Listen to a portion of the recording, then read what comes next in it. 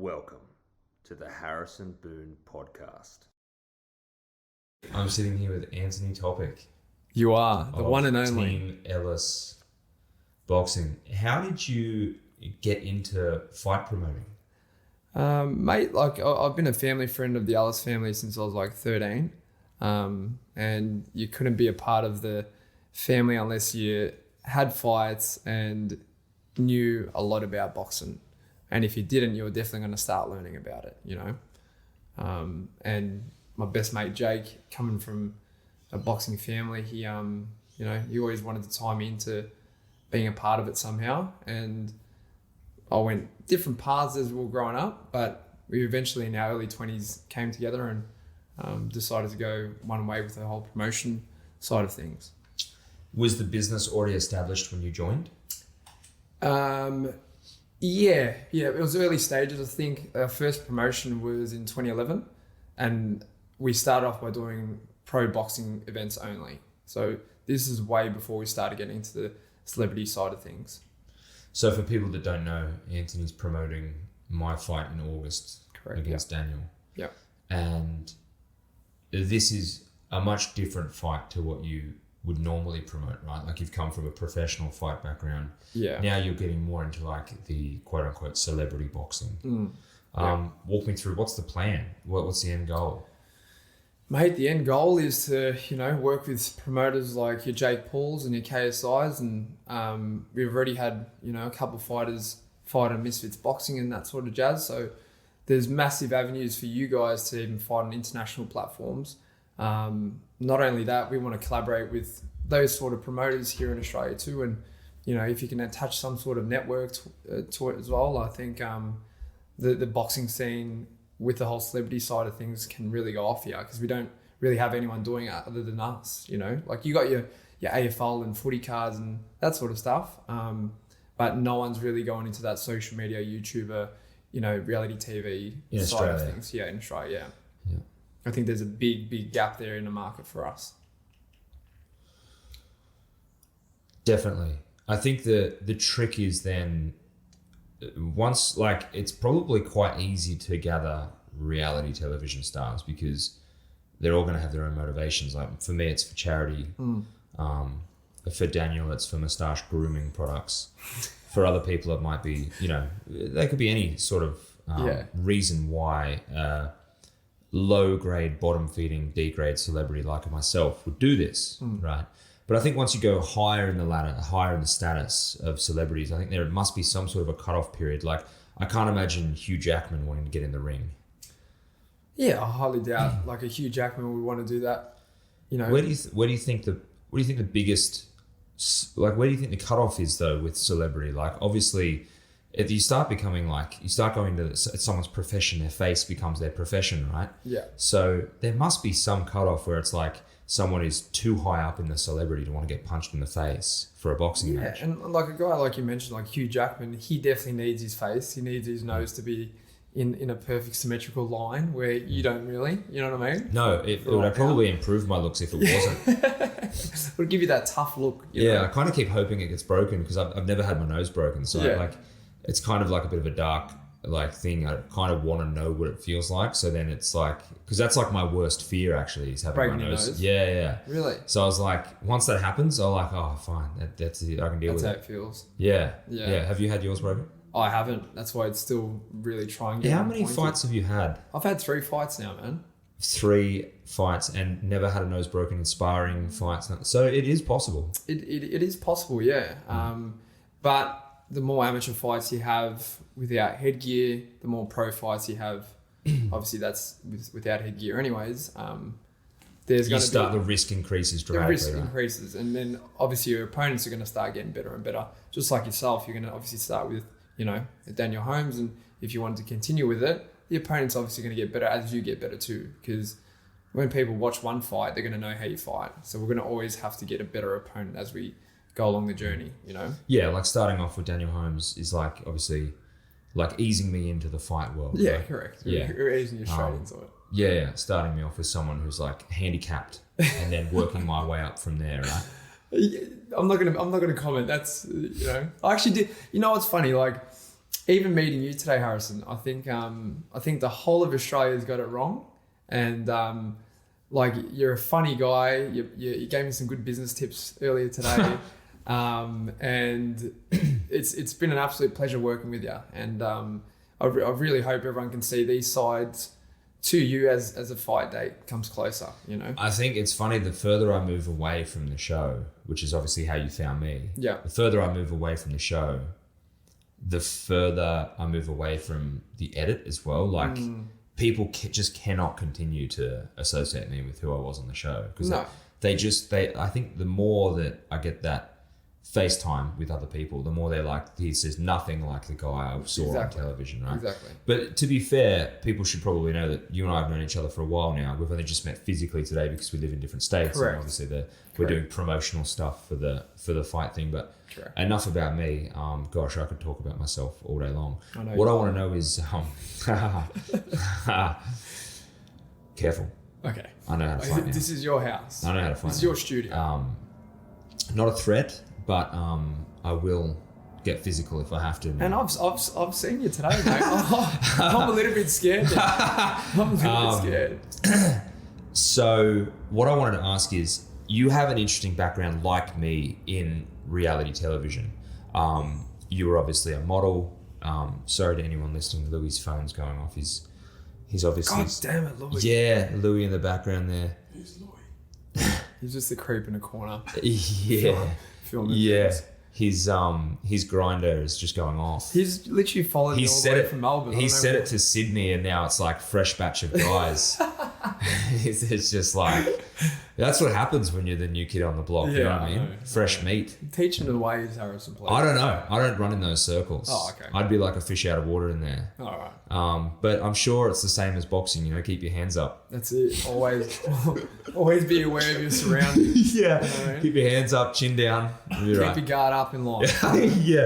Yeah. So how did you get into modeling? Because you have quite an interesting look. Very heavily tattooed from what I can see, rocking the mullet. How did the modeling come about? Because that look is so fashionable at the moment. Oh, look, I didn't have a mullet when I was modeling, so let's just get that straight. And Shame. I would have taken over. I would have had Yeah. Versace and Armani. They would have been knocking down your door. 100%. Mullet's big in the high fashion world. Well, I've seen a lot of people around the world start rocking mullets. Yeah, I don't know why it's come back. It's so come back now. Every kid at the gym is rocking a mullet. I think Louis had a mullet for a little while. The guy in the corner here just filming things. Did you? Did you have a mullet? I did. Made into a rat tail, right? Yeah. Nice. Yeah. That's the logical next step. That's where I'm going next. Starts off with a mullet, goes to a rat tail. Yeah, okay, he's gone backwards. What's the next thing above rat tail? Just... maybe a mohawk. Yeah. I feel like you've got to start then doing facial hair after you arrive at the rat tail. Yeah. Yeah. I was setting trends here today. So yeah, the mullet has come back. Is that why you're rocking it? Well, it's not a complete mullet. I've just shaved the sides, so it looks like a mullet because I'm wearing a hat right now. It's not the full Joe Dirt, essentially. Oh, no. Definitely not. I do it like sleek back, like Mudfjords style. You know what I'm saying? Yeah. But So modeling, talk me through it. How did you get into it? Where have you been with it? What brands have you worked with? yeah, so I think 2015, I went to America with one of my friends, Les Rallis. And this is 5-time world champion Les Rallis' oldest son. And he got signed up with William Morris Endeavour, who is Leonardo DiCaprio's management and Margot Robbie's management. And he was going there for pilot season because he had like castings for Spider-Man, X-Men, Power Rangers, all sorts of jazz. Power Rangers is the top of that list. You reckon? Yeah. Yeah. I think he was going for the Black Power Ranger. No, the pink one. Oh, maybe nowadays. I'm rocking all pink right now. So Yeah, is that because of the Barbie movies made pink hot again? yeah, I'm definitely trying to bring it back. You look like you bashed Ken and took his money. Bashed Ken and ate him up. Yeah. And then vomited him out. And then took Barbie out. Yeah, and then took Barbie out for a drift. Yeah. Took Barbie out drifting. But yeah, and then he's like, come up with me and we'll spend a couple months up there. I don't know if you want to, get some photo shoots and stuff done, because he's the guy who originally got me into it. Into the modeling game, into the scene. Into the idea of getting into the modeling. Do you know what I mean? Yeah. And I'm like, all right, well, I'll come down for a little bit and see how we kind of go. Because obviously there's a lot of opportunities over there in that field. And then live with him for about 2 months over there. Some guy randomly hit me up on Instagram, and I probably had like maybe 1,000 followers or something like that. I don't even know why anyone would hit me up randomly. And that guy ended up being Nicki Minaj, Post Malone's, Justin Bieber's like fashion styles for their concerts. Okay. Good link up. Yeah, amazing. I was thinking like, am I going to get kidnapped or something? Is this guy real? Yeah. And asked him a bit more about it. He said, I've got a shoot happening on KTLA TV in America, and that's like the biggest news channel in LA. And I go, all right, mate, like I'll see you, I guess, tomorrow morning at 9 a.m. for fittings. And then he turned out to be real, and his name's Ashton Michael, and he like dresses all like the biggest, rappers and singers and that sort of stuff in America.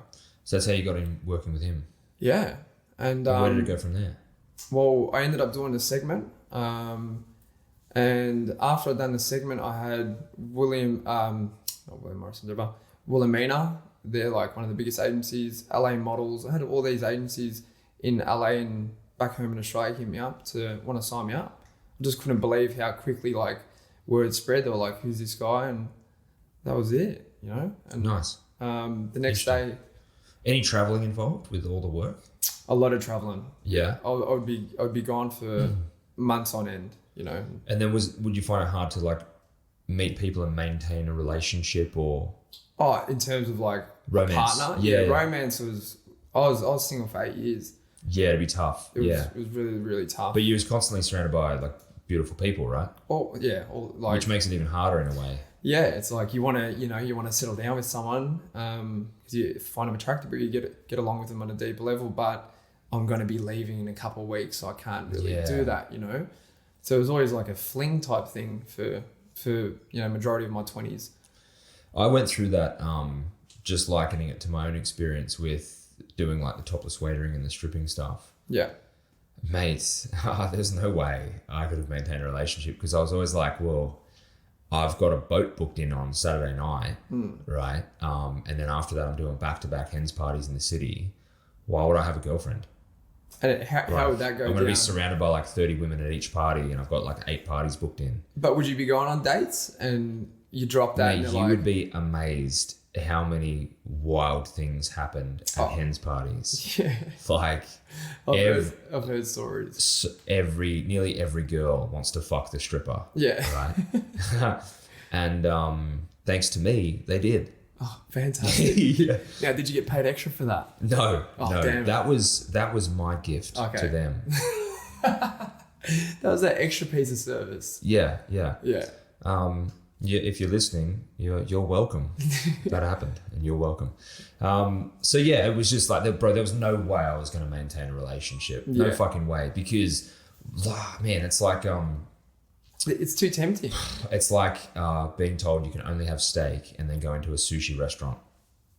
You know what I mean? Yeah. Like, you got all this different food in front of you. You got to try it. Yeah, You got to try. You got to get some soy sauce on that. forbidden fruit has to be tasted. Yeah, you got to taste that shit. So with the modeling stuff, I can only imagine that's like just as amped because it's like you're all good looking people. Then you get invited to these amazing parties and like, let's be real, good looking people get invited to famous people's houses to go to big parties. Like that's just what happens, right? Well, yeah. And I wouldn't know, but apparently that's exactly kind of how it went down. yeah, that's how I imagine it.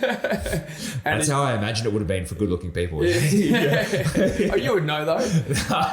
Louis would know. Louis would know. Louis knows. Louis is a good looking guy. Louis is a good looking guy. Yeah. Yeah. But yeah, like there was a lot of partying involved and stuff, and like I come from like a sports background. I was playing soccer and I was going overseas to play here and there when I was a kid and wanting to be a professional soccer player. Yeah. So for me, going into the party scene with the whole modeling side of things was, I wasn't too keen on it that's not what I got into the modeling for, but it definitely came with the gig, and I mean, you can't. You got to get into modeling. I'm sure you're gonna go in there with like some altruistic values, but man, once you're in there and the parties start happening and the girls start getting introduced and the alcohol's flowing and there's free coke and all that stuff, like, man, those kind of like schoolboy ideas of going in there for the right reasons, they go straight out the fucking window. Oh God, it's like your deepest fantasies are coming true almost. Right. Like a lot of things that because I've partied in Europe, LA, America, just in general, Australia. Like I feel bad about myself now. Just Just hearing you rattle off these big names. Wildest party you've been at, and what did you see? Wildest party. Well, I went to it was a party in Malibu, and everyone was wearing like. Have you watched The Count of Monte Cristo? You would not believe this. The Count of Monte Cristo is my favorite movie It's of one all of my time. favorite movies too, bro. Did we just become best friends? I think so, man. Let's watch The Count of Monte Cristo. Yeah. Oh, that was We're going to have a quick break while we go watch The Count of Monte Cristo. We'll be right back. But yeah, like everyone was wearing like these masks, and Yes, like the ball. yeah, like the ball. Like that was Yes. the whole point of the party. And this Amazing. was on like couple acres in Malibu. It was just stunning property. Like I don't know who owned it, but there was a whole bunch of celebrities there. But you weren't allowed to take out your phone. You had to sign an agreement that you weren't going to take any photos, and they put a sticker on your camera front and back. Basically, if you were caught Taking photos. or whatever, you'd be kicked out straight away and kind of blacklisted from that group of people. Ah, okay. And that was super interesting. And by the end of it, I had I had a cougar hit me up, and she basically asked me if I wanted to be a boy toy for about 10,000 US a week. And what do you think I done? Fill us in. Huh? Fill us in. I rejected it because I had to go on Sunday back home for a play. I'm like, why the heck did I reject that? She could have just Western Mate, Union money over. I could have taken in cash. It could have also just been talk, It could have been, but she was pretty wealthy, so she could have made it happen. But I didn't want to sell my soul at that point, because I'm not really good at taking, instructions on what I should be doing per day during a week and all that sort of stuff. So I kindly rejected it, Yeah. but reluctantly at the same time. Wildest party I've been to, I walked into a room and there was like 20 people having sex. That's like a full orgy. Yeah. It was like a swingers party or something. Basically, yes. Right. And some stuff happened. There must be a lot of STDs and STIs flying around at that point. No, you kind of like boxing. You can't go in the ring unless you're protected. Oh, okay. What about BJs? The BJ's is a weird grey area. Hey. See what I'm saying? Yeah. I actually had this chat with a friend. It's a weird grey area. Yeah, it's like, what are you supposed to do? Are you supposed to? Because you're not going to wear a condom for a blowjob, right? It's kind of weird. It's so weird. Honestly, I don't think I've ever experienced it with a connie on, because that's a weird thing to do. But it's probably the safest way to go about it, no doubt. Yeah. If any kids are listening. Yes. This also serves as a sexual education podcast. There you go. We're hitting all sorts of markets here. Doesn't matter where you put it. Grapefruit, a girl's mouth, tarp up. Just be safe, Tarp right? up, That's yes. the. Yes. Man, I've never really worn them though. I don't know. I just feel like You're risking the so much. chances are so slim though. It's not. This is not obviously medical advice, but It's not good medical advice. no. And the other thing as well is like, when the opportunity arises, you usually kind of like had a few beers or whatever, and it's like the last thing you think about is fumbling around in your wallet for a condom that's been sitting there for 6 years. Like I probably look like a guy who'd probably go without the rubber. Yeah. Do I look like a guy who'd go without the rubber? I don't know. I don't really like look at guys enough in that way to be able to assess whether or not they would rubber up during intercourse. That's never a question I've ever actually been answered. Okay, well I can actually look at someone and be like, they don't put no Do rubber. I look like I wear a rubber? No. Yeah, so there you go. Yeah. You look like you would. I now do. that I think about it. I do. Yeah. Because it was, Loser. like I said, so I was single for 8 years there. You know what I'm saying? Yeah. Anything could have happened, especially when you're going overseas and stuff. See, the thing is, America has higher chances of that than. Yeah. Yeah, it just does. Especially in it America. just does. Yeah. The influx of people, north and south, I feel like. I'm not risking it. Yes, especially like Miami, LA, those sorts of places. There's some really beautiful areas and some not so beautiful areas, and it's all a melting pot, right? So I feel like the chances would be much higher. For some reason, I just feel like we're very blessed in Sydney where we kind of don't, just in my experience, I've never encountered an issue. Neither have I think. Yeah. Thank Yeah. goodness. You know, Yeah. I'm actually like pretty happy about that little stat. Yeah. I have one time it burnt to piss, went to the doctor, took some antibiotics, done and dusted. Nothing serious. That's in like, what, 15 years of being sexually active? That's a good start. That's a really good start. Well, there you go. That's probably what's given me my false sense of confidence. I think there's other people out there that'd be like, I had sex once and now I... now I've got it. You just had it with the wrong person. Yeah. I'd always make sure I went for quality over quantity. Do you know what I'm saying? Same. That's also a thing, right? That's a thing. I feel like if you just go for numbers, like there was a time where I was going for numbers and then I was like, what's the point? I'm just going to go for quality now. And you sort of like pivot away from that juvenile idea of what a man is. And then you, at some stage you will anyway. Then you figure it out. You're like... Yeah. And the What thing am I is, into? I'd rather like bang a 10 than 2 5s. That's it. 2 5s does equal a 10 though. I've had a threesome with, I would say, 3 6s. Is that an 18? Can I say I've banged an 18 out of 10 then? Does it not work that way or is it maximum 10? Does it cap Maximum out is at 10. You can't go over 10. Maybe 11, but not 18. That's just ridiculous. How can someone be an 18? What does that mean? You know? Well, it's 3 6s piled on top of each other. Yes. So. This happened, and then I went skydiving the next day.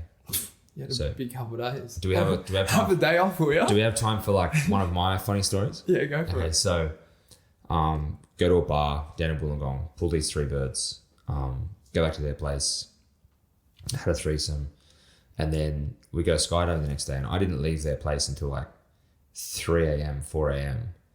And then skydiving, we had to be there like super early. I can't remember what it was, but I like basically had a nap in the Uber on the way to the airfield. And then we get there and I haven't slept. I reek of alcohol. Like, there's no way I should be skydiving right now. No. And my best mate Darren was there, and we go through like I was sleeping through the safety stuff. Nice. Like I was fucked. Yeah.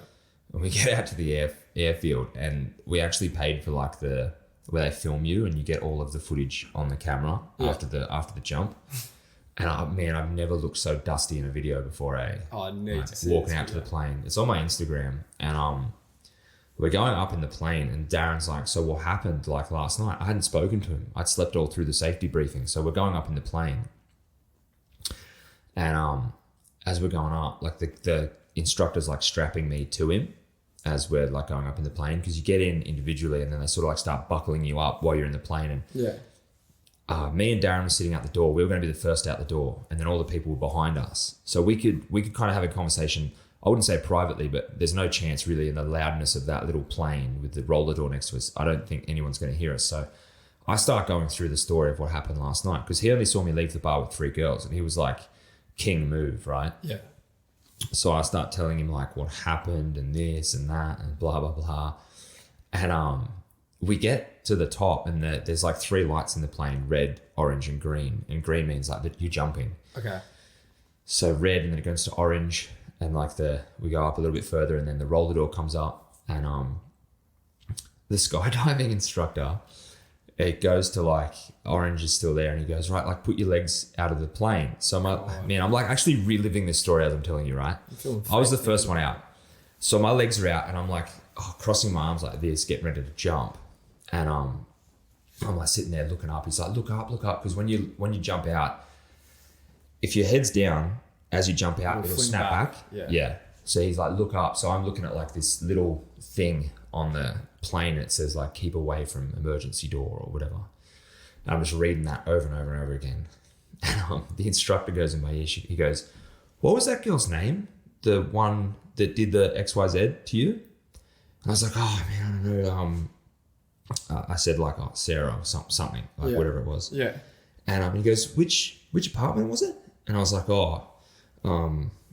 like I think it was like 18 or something. And he goes, bro, that's my sister. and then we jump out the plane. No. Yes. Oh, no. And I was like, this guy's not going to open the chute, man. This guy's going to unbuckle. This guy's not going to open the chute. Like, he's going to. So I go out of the plane. I've never gripped the harness. Like, obviously, you probably could have unbuckled the harness for all I know. But, man, I was like, I'm going to die. I thought I was going to die. What are you doing, Harrison? We get down and we land, and I was like, good joke, bro. Because as we were coming down in the parachute, he's like, bro, I was just fucking with you. Yeah. I've never been so scared before in my life, bro. It's like the last thing you want to hear before you jump out of the plane. Exactly. But man, you can see the video. Yeah. I very nearly shit my pants coming out of the plane. See, I was that would have been viral footage. yeah. I was just like, it got me good. And I was so hungover that even that little prank was like, you didn't even care. Or no, it just hit me like 10 times harder. Oh, okay. I can It's go like on. I see these videos now that are like going pretty viral as well, where the people on like theme park rides will fuck with the people right before the thing drops or whatever. They're like, I've just got to check your harness or whatever, and then the machine drops, and you can hear them screaming for like dear life. Yeah. They're pretty funny. So he kind of did that to me. I just never skydived, to be honest. Mate, you got to do it. Nah, I don't. You got to do it at least once. I don't want. I like keeping my feet not underground. I've done enough stupid shit in my life, Harrison. I'm Yeah, done. we all have. But skydiving's just more stupid shit. Yeah. Why stop doing stupid shit? Because I'm in my 30s now, bro. You know, So I'm turning 31 this year. Like, my lower back's starting to go out here and there, you know. The ankles start clicking. Yeah. The brain's not working. It's so weird. You see these memes that are like, once you hit 30, you get like knee and back pain. Yeah. And I was like, nah. And it was someone just walking in the ankles clicking, And then like, I'm 33 now and I'm like, shit's pretty accurate. Like, yeah. You don't believe that stuff when you're growing up, but then you How does 70-year-olds even get out of bed? I don't know. I struggle these days. Like, anyone who knows me knows that I don't like getting up early in the morning. Mate, I've been getting up like 5 a.m. and the cold is not like gentle on joints. Not anymore. And the worst part is not the run or the running itself. The worst part is the first few steps of the run. Once you get warmed up, I could run all day. You're sweat, you're ready to go. Yeah. But it's like, the first 100 meters is like pretty agonizing. And then everything hurts from the day before, especially if I have like a big sparring session or whatever. Yeah, it's like a 4-day recovery. Yeah. You know. So let's talk about boxing. You've had fights. I'm having a fight. Yeah. What advice would you give to someone in my position who's training for their first fight? Definitely commit yourself to the camp. Do you know what I mean? Don't be going out. I tell a lot of the boys that do it, no sex for as long as you can. Definitely not just before the fight. No masturbating, no nothing. How long before the fight should you not have sex? Look, if you can do the whole camp, do the whole camp. What, Keep 8 weeks of keep no that sex? testosterone in those nuts. 8 weeks of no sex. Yeah, if you can, but not many. I'm going into disciplined enough to do I'm it. going to fight someone. I'm not joining a nunnery. But you want to make them pay for the fact that you haven't been able to do that for that long, and it's like, it's a mental thing. It's a mental. You know, you got that mental edge over that guy when you get in there. You know, like imagine right now you just stop having sex for 8 weeks. Obviously, I don't want to imagine. Your poor girlfriend, you know, but Daniel will pay for that in 8 weeks, and you'll be angry about it, you know, and you'll keep that testosterone in you know. But other than that, you know, train hard, listen to what your trainer's telling you. Obviously, you've got a diet because you're coming down in weight, and you're looking great, by the way, bro. Thank you, mate. Yeah, I feel very lean. You're looking very lean, and you're going to get leaner. Yeah, only a few kilos to go. That can be sort of lost in the last couple of weeks before the fight. And you finding that boxing's helping you shred up real quick? It's an interesting question because I don't know what part of either boxing or not doing heavy weights at the gym anymore is making me leaner. I think the thing about boxing is you can't really be doing a bodybuilding type training every day of the week because you have to spar. You have to get bag time in. You have to move. You have to, so your body is adapting to really becoming like a top athlete. Like that's what it takes to get in the ring and box properly, right? Like is being an athlete. Yeah, and that they do say that boxing on many forums and many pages and stuff now that it is the number one hardest sport in the world. I would agree, yeah, because how many sports you get punched in the face and you have to work out in order to do it. Yeah. Right? It's not like CrossFit, man. I've done CrossFit, I've done bodybuilding type workouts, like I've done a lot of different stuff in my time. And I'll say this, boxing is by far the hardest, by far. Yeah. Mostly because you get up, you do either sprints, intervals on certain days, other days you'll just go for a road run, other days you go for a timed run.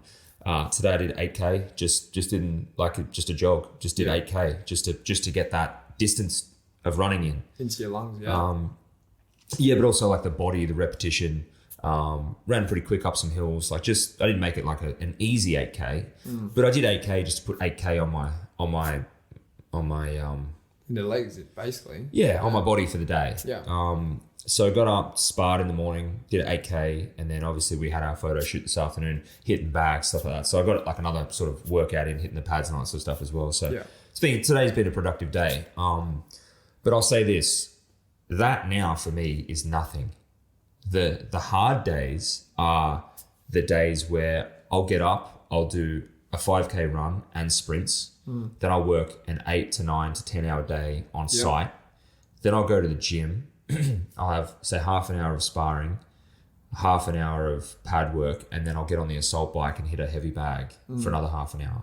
Yeah. Those days fucking ruin me. Or days where I do like 5 to 10 rounds of sparring. Those days are hard. Yeah. Like they are hard on my body, hard on me mentally, hard on my fitness. Yeah. And there's not a lot of sports that take it out of. I've never done anything like boxing in terms of the draining of your physical being. Like, by the time I walk out of the gym, I can barely get in the car. Yeah. Fucked. Yeah. It is truly a full body workout. Yeah. And it works you mentally too, mate. Like, that's what they say. Like a boxing fight is like a chess game. Yes. Especially at the highest of levels. You know, it's like playing chess. Yeah. Yeah, and like you just said there, with working full time during the day, and then you got to do these extras in the morning, and then after work and all that sort of stuff. That's how pro fighters do it. You know, like the Michaels Rafts at our gym at Team Alice.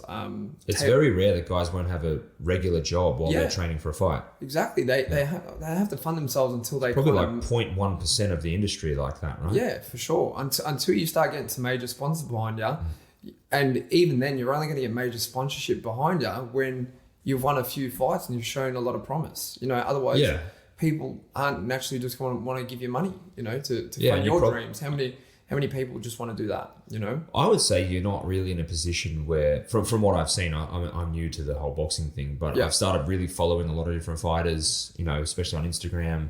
I've started really watching a lot of training videos and, you know, tips, tricks videos, stuff like that. And one thing it's interesting because I'm learning a new skill, but I'm also learning an entirely new sport. Yeah. And one thing I'll say is from what I've seen, the top earners, they're like people with the belts. Everyone else usually working a regular job until they get there. 100%. Because you're not really getting that big payday until you're at the tippy top, right? You're looking at, let's say, Teofimo Lopez, for instance. Did you watch his last fight with, who did he fight last? Who's that? Josh Taylor, yeah? And that was for the undisputed belts. Like, he's got all the belts, right? And he reckons he got paid like $1 million for that. Wow. Which is nothing, you know what I'm saying? Like he's going to get commission out of that. He's got to give it to managers and he's going to get taxed on that as well. So it is a hard gig. And that's why, you know, I don't know, 0.001% of the population ever make it to that. You know, like it's such a hard sport, you know, and then you're looking at countries like Mexico and, you know, parts of Europe and America, Australia even. Like Australia is definitely coming through the ranks, but these people need a fight to live, you know? We've got like, what, 27 million people here. Yeah. America's got like 350 million. Yeah. So obviously anything that is in the marketplace in the States is going to be a much larger marketplace in terms of revenue than Correct, say Australia or Europe or other parts of the world, right? And especially like a sport like boxing, there's a lot of show business in boxing and a lot of promotion, it's right? entertainment business. Yeah, so that's where the money comes from. These big fights in Vegas, especially the MMA, bro. That's huge. And it's surprising that a lot of boxers aren't more transitioned to MMA because that seems to be where the money is now. Like MMA seems to be the closest thing you can get to like gladiator on gladiator without weapons. Whereas boxing, it's still restricted. It's no legs. It's more of an art form. Boxing, like you said, a chess game. It's so much harder to knock someone out and hurt them, you know? Yeah, because you're only using your hands, right? Correct, yeah. Yeah, it's and you got padded gloves. And it is what I know for a fact, it's one of the oldest martial arts. Boxing? Yeah. Absolutely. Like, if not the oldest. Yeah. Right? The thing I like about boxing, and I agree with you, it's a chess game because you're moving your head while looking for an opening in your opponent's guard. And it's one thing to throw a punch. It's another thing to throw a punch and land. And it's another thing to throw a punch and land in one of their vulnerable spots. Exactly. So you're calculating all of this on the fly in points of a second. And as you throw that punch, where you move to next determines whether or not you eat one of theirs or not. Yeah. So it is the most mentally taxing, almost like fencing, or chess. Yep. It's the most mentally taxing sport I've ever participated in. It's the most physical because to anyone that hasn't been in the ring, throwing punches at someone's face for 3 minutes is so gassing on your body. Yeah. Because you're not even just to hit a heavy bag for 3 minutes is tiring, right? When I first started, I couldn't even lift my fucking hands after 3 minutes of hitting a heavy bag. I literally couldn't hold my hands up. That's even if I got through the 3 minutes. Yeah. Now, not so much. But 3 minutes of sparring, that's a whole nother level above hitting a heavy bag. Yeah. That's like we were talking about before. You're ducking, you're moving, you're weaving, you're throwing punches, you're pulling back, you're coming back into range, you're throwing. Or you get hit. And when you get hit, it's like you have to reassess everything on the fly. And that takes its own amount of energy as well. Right. You know? Right. And you got to think about it as well, Harrison. Like, guys who are fighting for world titles, girls fight 2 minute rounds, but still 12. Guys fight 12 rounds, but at 3 minutes. That's 36 minutes in the ring. Correct. It's a long time, you know. It's a, like you said, it's a chess game, you know. And even before that, it was 15 rounds at 3 minutes. It's 45 minutes in the ring with another opponent trying to take your head off, you know. Like, it's a crazy amount of time to be stuck in a square with another person trying to kill you. Basically, you're legally allowed to, you know, hurt someone as much as you can in there, you know. So now you're starting to feel it a little bit, you know, just how long one round is. Now try doing 12 of them with a high skilled boxer, you know. It's funny though. Like, I feel like as you get better and you start doing more and more sparring, more and more training, and your skill level is increasing, I feel like you start, especially if you were to I don't know, but I'm just assuming that at the professional level, you're also walking in there with your own set of weapons. Do you know what I mean? Yeah. It's not like they're going to put a professional boxer against a complete amateur. That's not a fair fight. Like, you're going in either, you know, with the intention of fighting a fair fight. Like, that's what the crowd wants to see. Yeah. They want to see a fair fight between two people. Correct. They want to see people that are evenly matched. That's why there's weight classes. Yeah.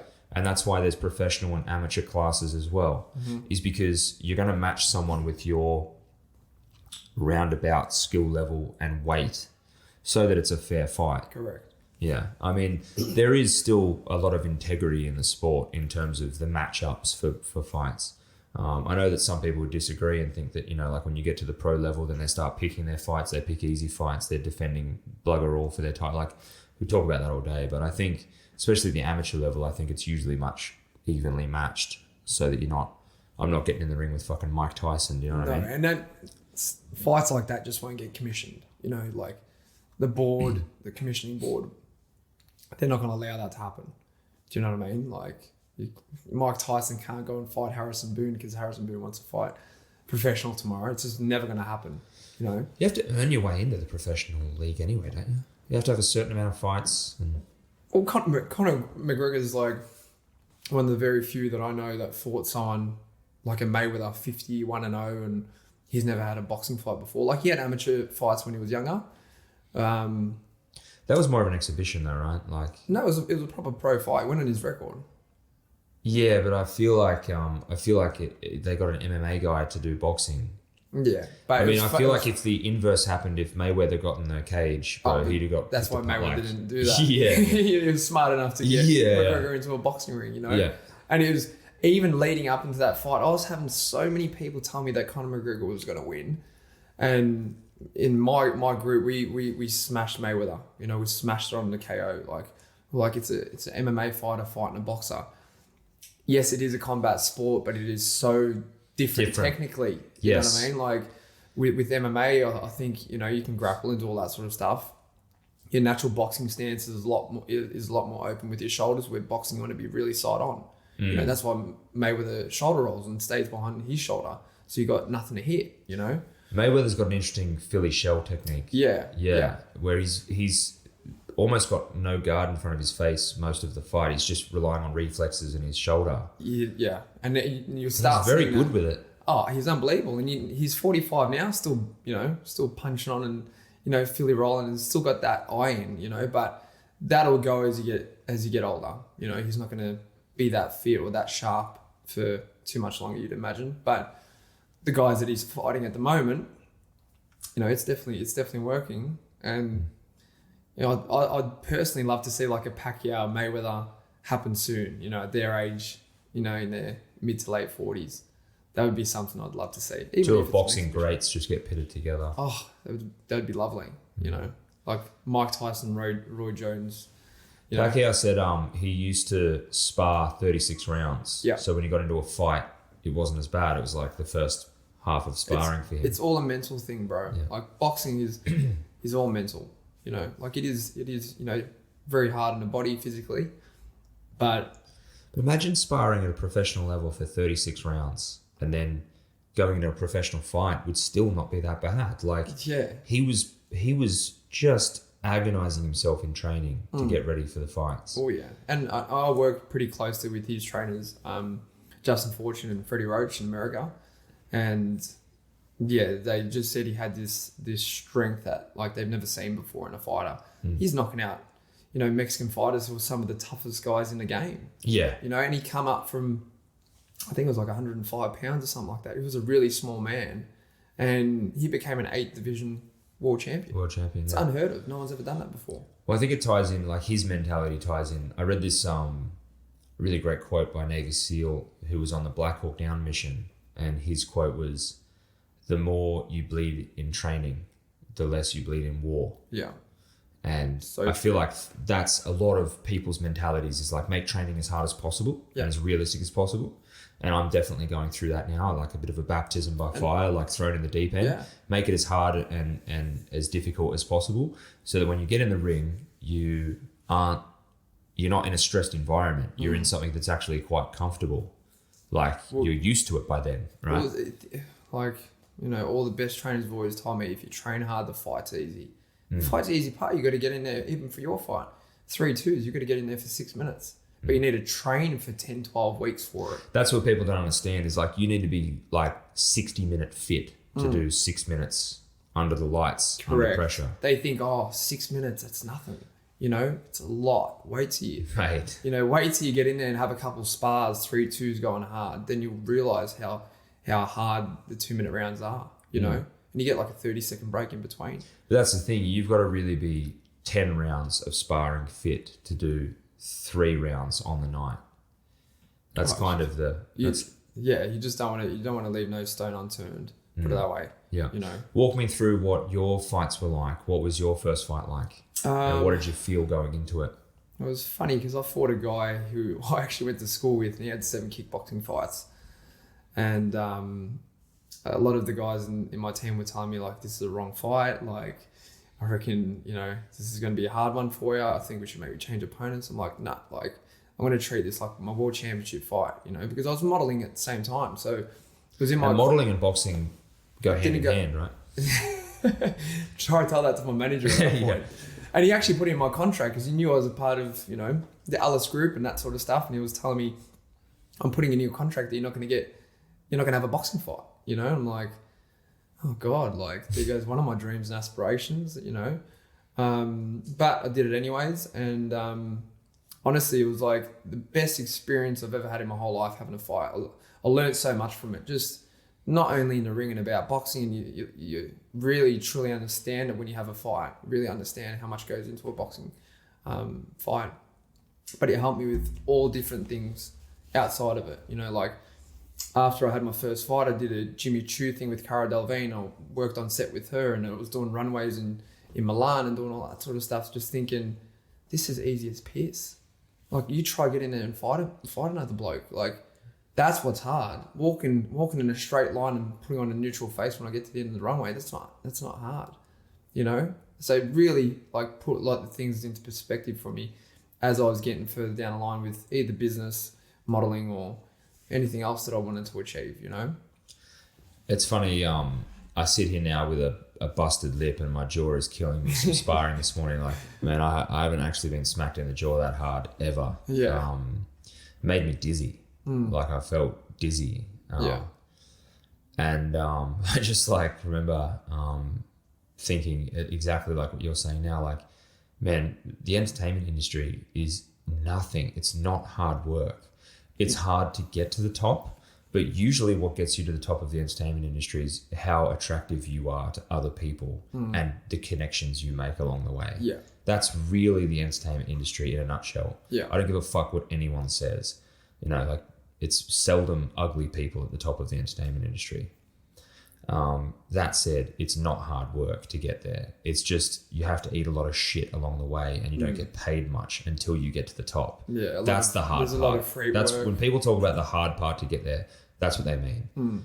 Getting punched in the face, that's fucking hard. Yeah. Right? Like going to like film a reality television show was not hard work. That was a walk in the fucking park. Like this is hard. What we're doing, what you're promoting, what I'm involved in, that's hard. Yeah.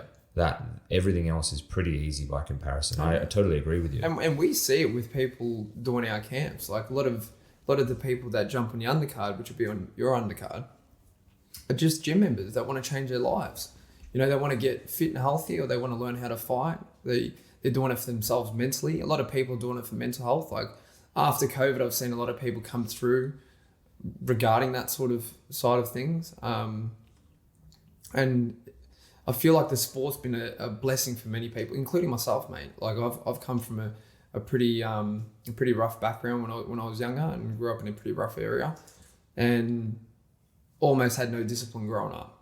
And I wish that I had it, you know, more boxing fights when I was playing soccer, because it would have kept me disciplined. It's the disciplined sport, you know. And it was definitely something that people in my area, kids in my area, were definitely lacking. And, you know, it's just wonderful to see the next generation come through. Boxing is not what it used to be, you know, in the 80s, 90s, even early 2000s. Like, if you wanted to walk into a boxing gym back then, the trainer would say, all right, mate, get in the ring, you're sparring on your first day. Imagine telling you that on your first day walking to a gym, or... I did spar on my first day.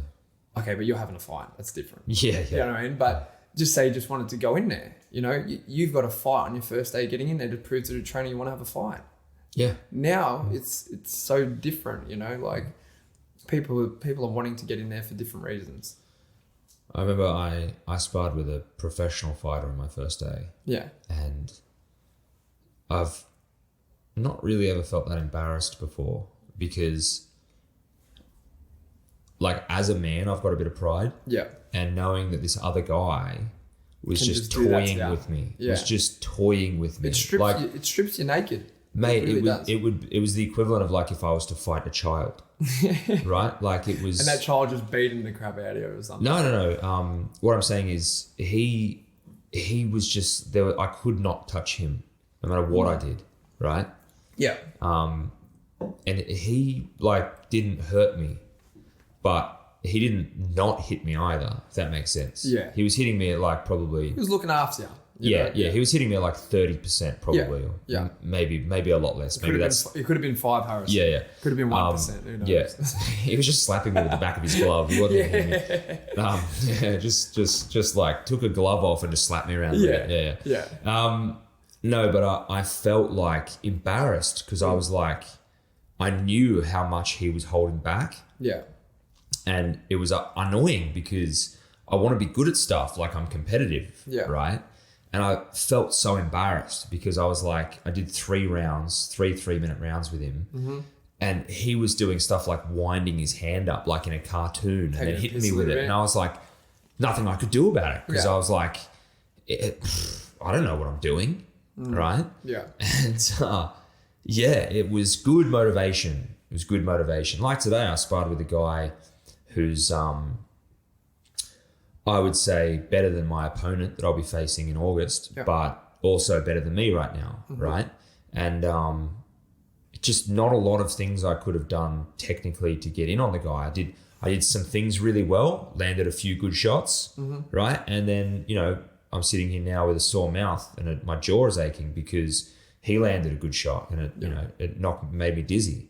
And that's my own fault. The hands were down, right? And I ate one. And it's just, it's fucking wild, man. That's what's so hard about the sport as well, bro. It's like for the duration of your fight, the discipline is keeping your hands up. What does your coach always tell you? Keep your bloody hands up. Yeah. Move your head. Yeah. Move your feet. You know what I'm saying? Punch first, like things like that. And in boxing, as you start to get tired, your focus starts dropping off. Your discipline with all those movements start dropping off too. Same with your form. I find it hard to keep really good form. When you're tired, obviously, it's just And the other thing is, when people are hurling fists at your face, it's very hard to think hands up. Like you instinctively want to pull your head away or pull up, even worse. Yeah, pull their head up where you're safe from pulling your head in with your chin down. Yeah, Yeah, and letting those punches sort of like glide by the side of your face or roll off your shoulder. But that's not how human beings are wired. We're wired to move away from danger. Yeah, exactly. It's all, we're all about being on the internet and bullying people on, on those sort of forums and being keyboard warriors where back in the day, if you've done something wrong, you get smacked in the mouth. That's the strongest boxing defense these days is putting up an Instagram story afterwards. That's it. And just trashing the person. That's it. And that's why I love boxing as well. It's like, okay, well, if you've genuinely got a beef and you can't squash it, I'm telling you, you'll squash it in the ring and you'll be mates after, I guarantee you. That's the beauty about the sport. I don't, talking, like just touching on my fight, I don't have anything against Daniel. Yeah. I find him entertaining and I quite like the guy despite the fact that he looks like a textbook child predator. I just don't have anything against him. It's just business for me. It's just, donating the sponsorship money to charity. I'm getting in there for a good cause, and to challenge myself. I'm still going to I want to win. Yeah. I'm training to win. I'm not getting up at 5 a.m. for nothing. No. I mean, I'm not sparring and learning to box for nothing. Like I want to go in there and win. But the thing is, there's not really any beef between us. For me, it's a sport. For me, it's like the better boxer is going to win on the night. Yeah. And that's the way I see it. And it's a shame to see a guy that I did once respect doing what he's doing. Like I don't know why he's trying to drag my ex from the show that I was on into the fight and all this trash talk. It's like for once in his life, he could have actually been the bigger person. Well, look, when you're in Daniel's position, I guess he's had that character of being a bad guy, and like he's been running with it, and a lot of people find it definitely very entertaining. And look, at the end of the day, he's going down that path of mental warfare. Guys like Tyson Fury, they use the mental warfare side of things quite a lot. It's good. It's good if the other person kind of cares. I genuinely don't give a shit. Well, that's great for you. Yeah, that's great for you. It's probably not working on your end, but he's that sort of guy who'll try and get to you before you get to the fight night. But when I see that, to me, it highlights for me just how worried he is that he's resorting to that sort of stuff. Yeah. I feel like because I'm not worried about the fight and I don't think he poses a threat to me, I don't feel the need to like get in his head. I actually want him to bring the best version of himself on the night. Yeah. And I feel like he hasn't stopped to ask himself the question, if he keeps carrying on like this and then loses, how that will make him look. Well, that's the risk you run when you're talking trash throughout the camp. You know what I mean? Like if you talk all this big game and then you get to the fight night and then you get knocked out, well, you know, you got to kind of eat your words and suck it up after, and you got to pay for the backlash of people saying certain things about you, you know. But it's going to be hard for him to eat anything after the fight. his jaw's going to be broken, you reckon? I'm going to knock that moustache off, or at least try to. I don't know if he's still got that moustache on. Well, he might shave it before the fight night. Who knows? Yeah, cool. Could slap it off his face. Yeah, then he'll just look like a Christian youth worker. I think that's what he's going to go for. Yeah. But who knows? Yeah. Daniel changes. No, I like Daniel. And jokes aside, no beef with the guy. I just for me it's business. For me it's sport. Yeah. So moving away from modeling and boxing, we both share a reality TV background. We do, unfortunately. So for me, it was Married at First Sight. For you, it was Heartbreak Island. Yeah.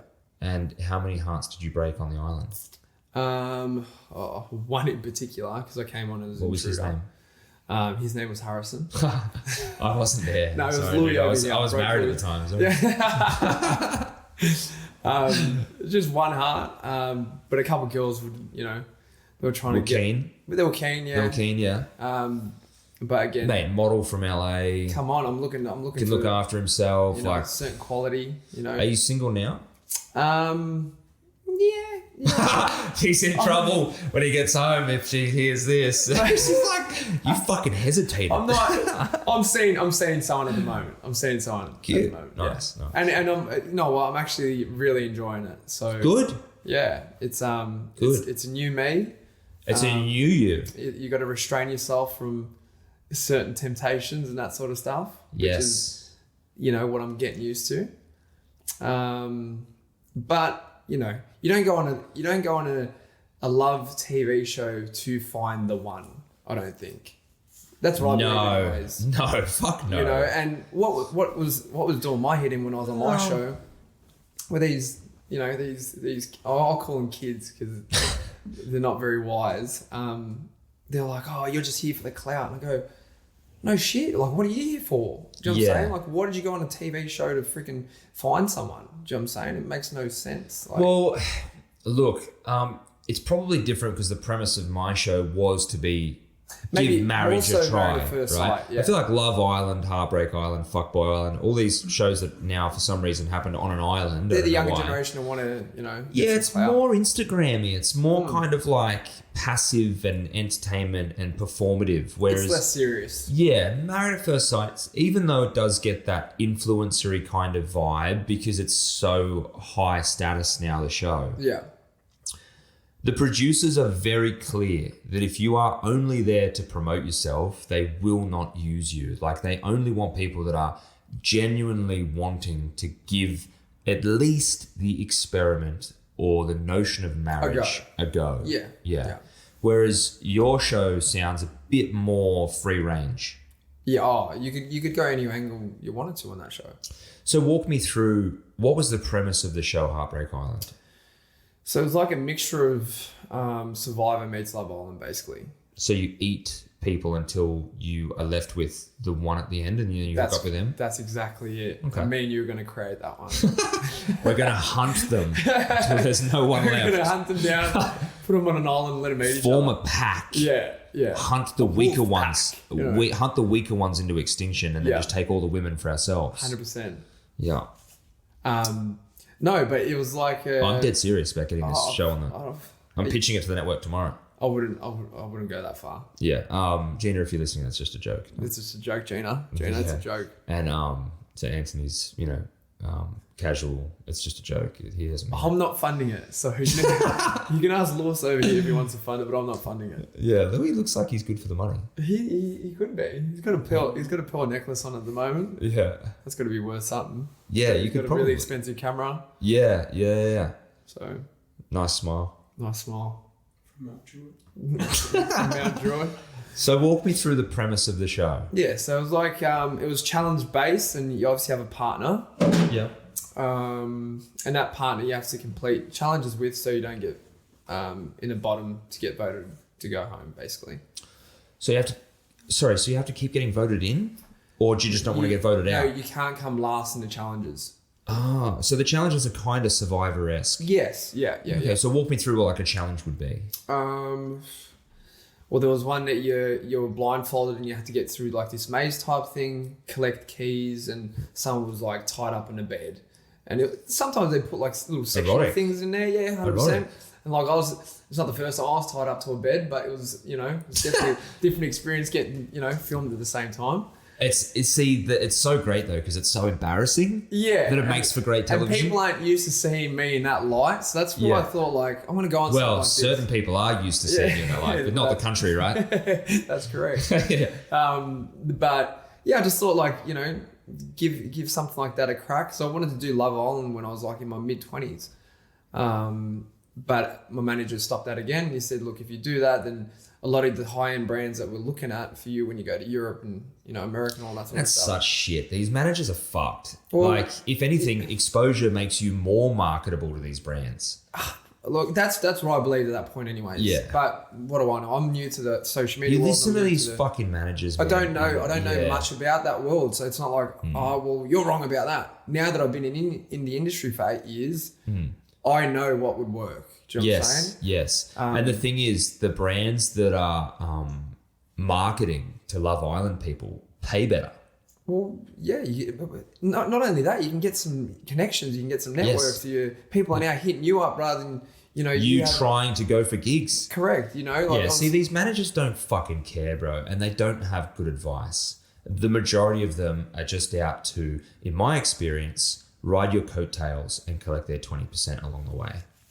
Well, that's why you need strong recommendations from people to get with the right ones. Yes. You know what I'm saying? Yes. And I was lucky enough to have a couple of fantastic managers like that.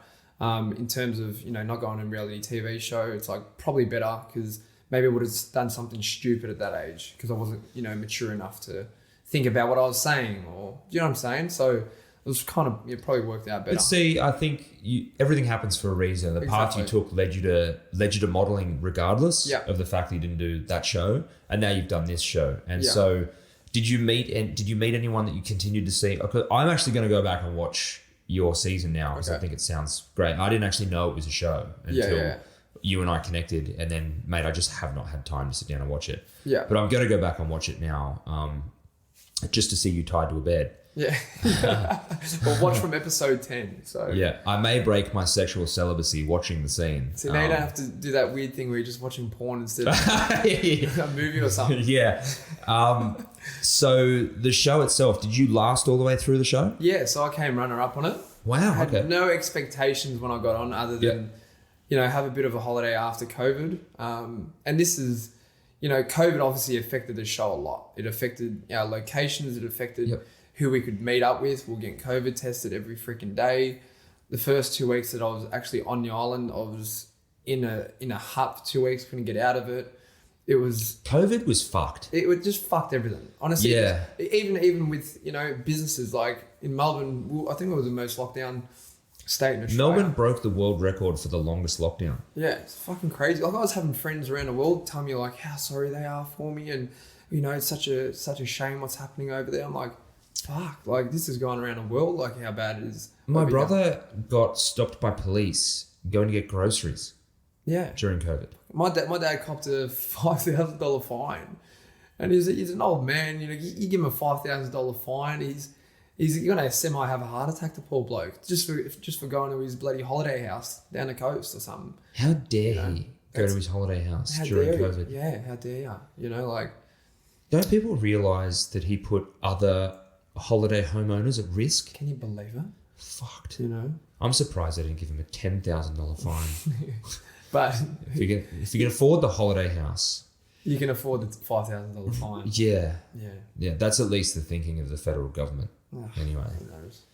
that's a fuck. I heard stories of people getting arrested for going out for walks, not in their local area. Yeah. When COVID was on, I went to work out down at the Bondi bars, and there was like SWAT cops, like cops in like the full black outfit, tactical vests, walking Bondi Promenade, checking people's IDs to make sure they're within 10 kilometers of their house. Crazy. And I'd walked the dog from Maroubra to Bondi, and I was going to walk back, and I was like, "This is fucked." Yeah.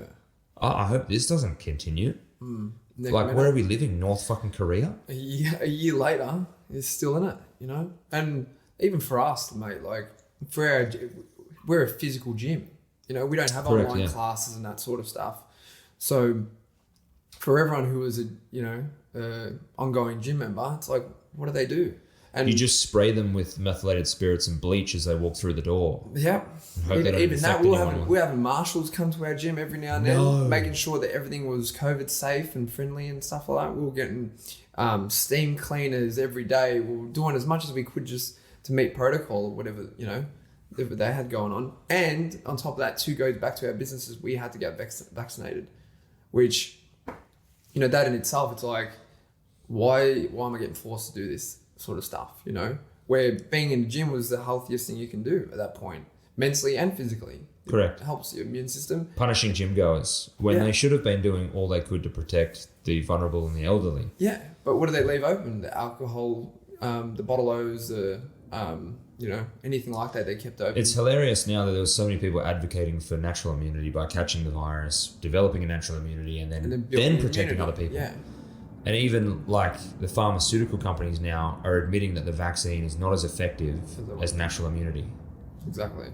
Like, the science went out the window. Oh, dude. And It sickens me to even talk about it. It's like I told myself, as soon as we got out of it, I'm never mentioning COVID again, just because, you know, we almost lost our business. It's like, you can't leave a business closed for 2-3 years unless it's an online business. Do you know what I'm saying? And we're lucky enough that we've also got like a collectible company called Welcome Stranger Collectibles, and that was our only online business. It was the only way we could make money, you know. But a gym, you need someone to be physically there, you know. mine was selling feet pics. Nice. Yeah. I heard they've been going off. And if No, you I worked them, all. they go for more. Yeah. Now they're all sweaty and gross. Been in a boxing ring. They're probably worth more now. Should probably start selling them now. Yeah. I get messages asking for my underwear and socks. Like people want to buy them after I've worn them. Is that weird? I wouldn't buy it, me personally. Louis, would you buy it? Yeah. Maybe. But Louis given us a maybe. Louis really needs a lot of help after today's podcast. He's out of here. He's out of here buying men's like he's used gonna have- underwear and socks. yeah, he's going to have PTSD for this trip. Just mine. Don't flatter me, Louis. I'm dragging Just him all the way mine. from Melbourne to Sydney for Mate, this. look, I'm not going to kink shame anyone, but getting those messages is fucking off-putting. Like, It's weird, yeah. It's weird. But what are they going to do with it? it's just where the world's gone, bro. It's just, you know, it's... Louis said, "I'll show you." Fucking hell. Oh, God. He's derailing the Look at you, podcast from the good other. boy. Yeah, Louis derailing the podcast from the other side of the God. couch. But even the fact that people can like, oh shit, I need money. Let me just start an OnlyFans account. And it's how many? Oh, mate. Ask yourself this, Harrison. When you got off the show, how many people are saying, oh, I'm not gonna have OnlyFans? Then when they get off, a couple months goes by, what do they got? They got OnlyFans. Yeah. It's a weird one for me. I wanted to do OnlyFans. I wanted to And you make. probably would have been great on it. wanted to with make your good money. experience. Yeah, I wanted to make the money. I've met someone that would not tolerate that sort of behavior. Yeah, it's just fair enough. And also friends and family have opened my eyes to what kind of message that would send to my little boy. You know what I mean? Yeah. So, look, a lot of reasons for me not to do that. And I'm really grateful that I've got good people in my life that steer me in the right directions, because it's very easy to get lost in the idea of making quick cash. Yeah, 100%.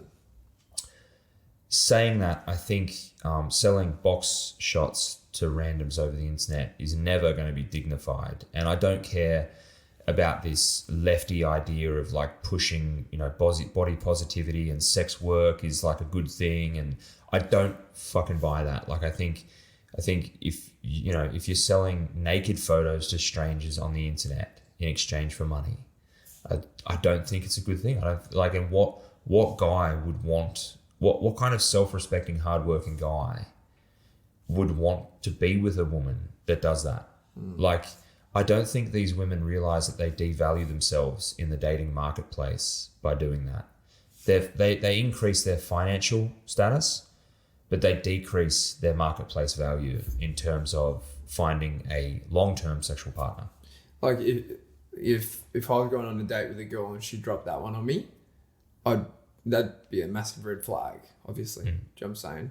Because you don't know where that content's gone, you know? So, you know, especially if you're selling, you know, photos of you naked and that sort of stuff to complete randoms, it's like those photos are going to be online forever, you know? Well, like, would you feel comfortable dating a woman where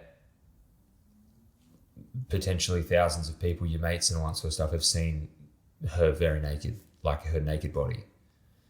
No. Nah. Would I sleep with her? Probably. Yeah. I'll probably sleep with her, but yeah, but that's a guy thing, right? Yeah, it's not going to go any further than that. Nah. You know. Nah.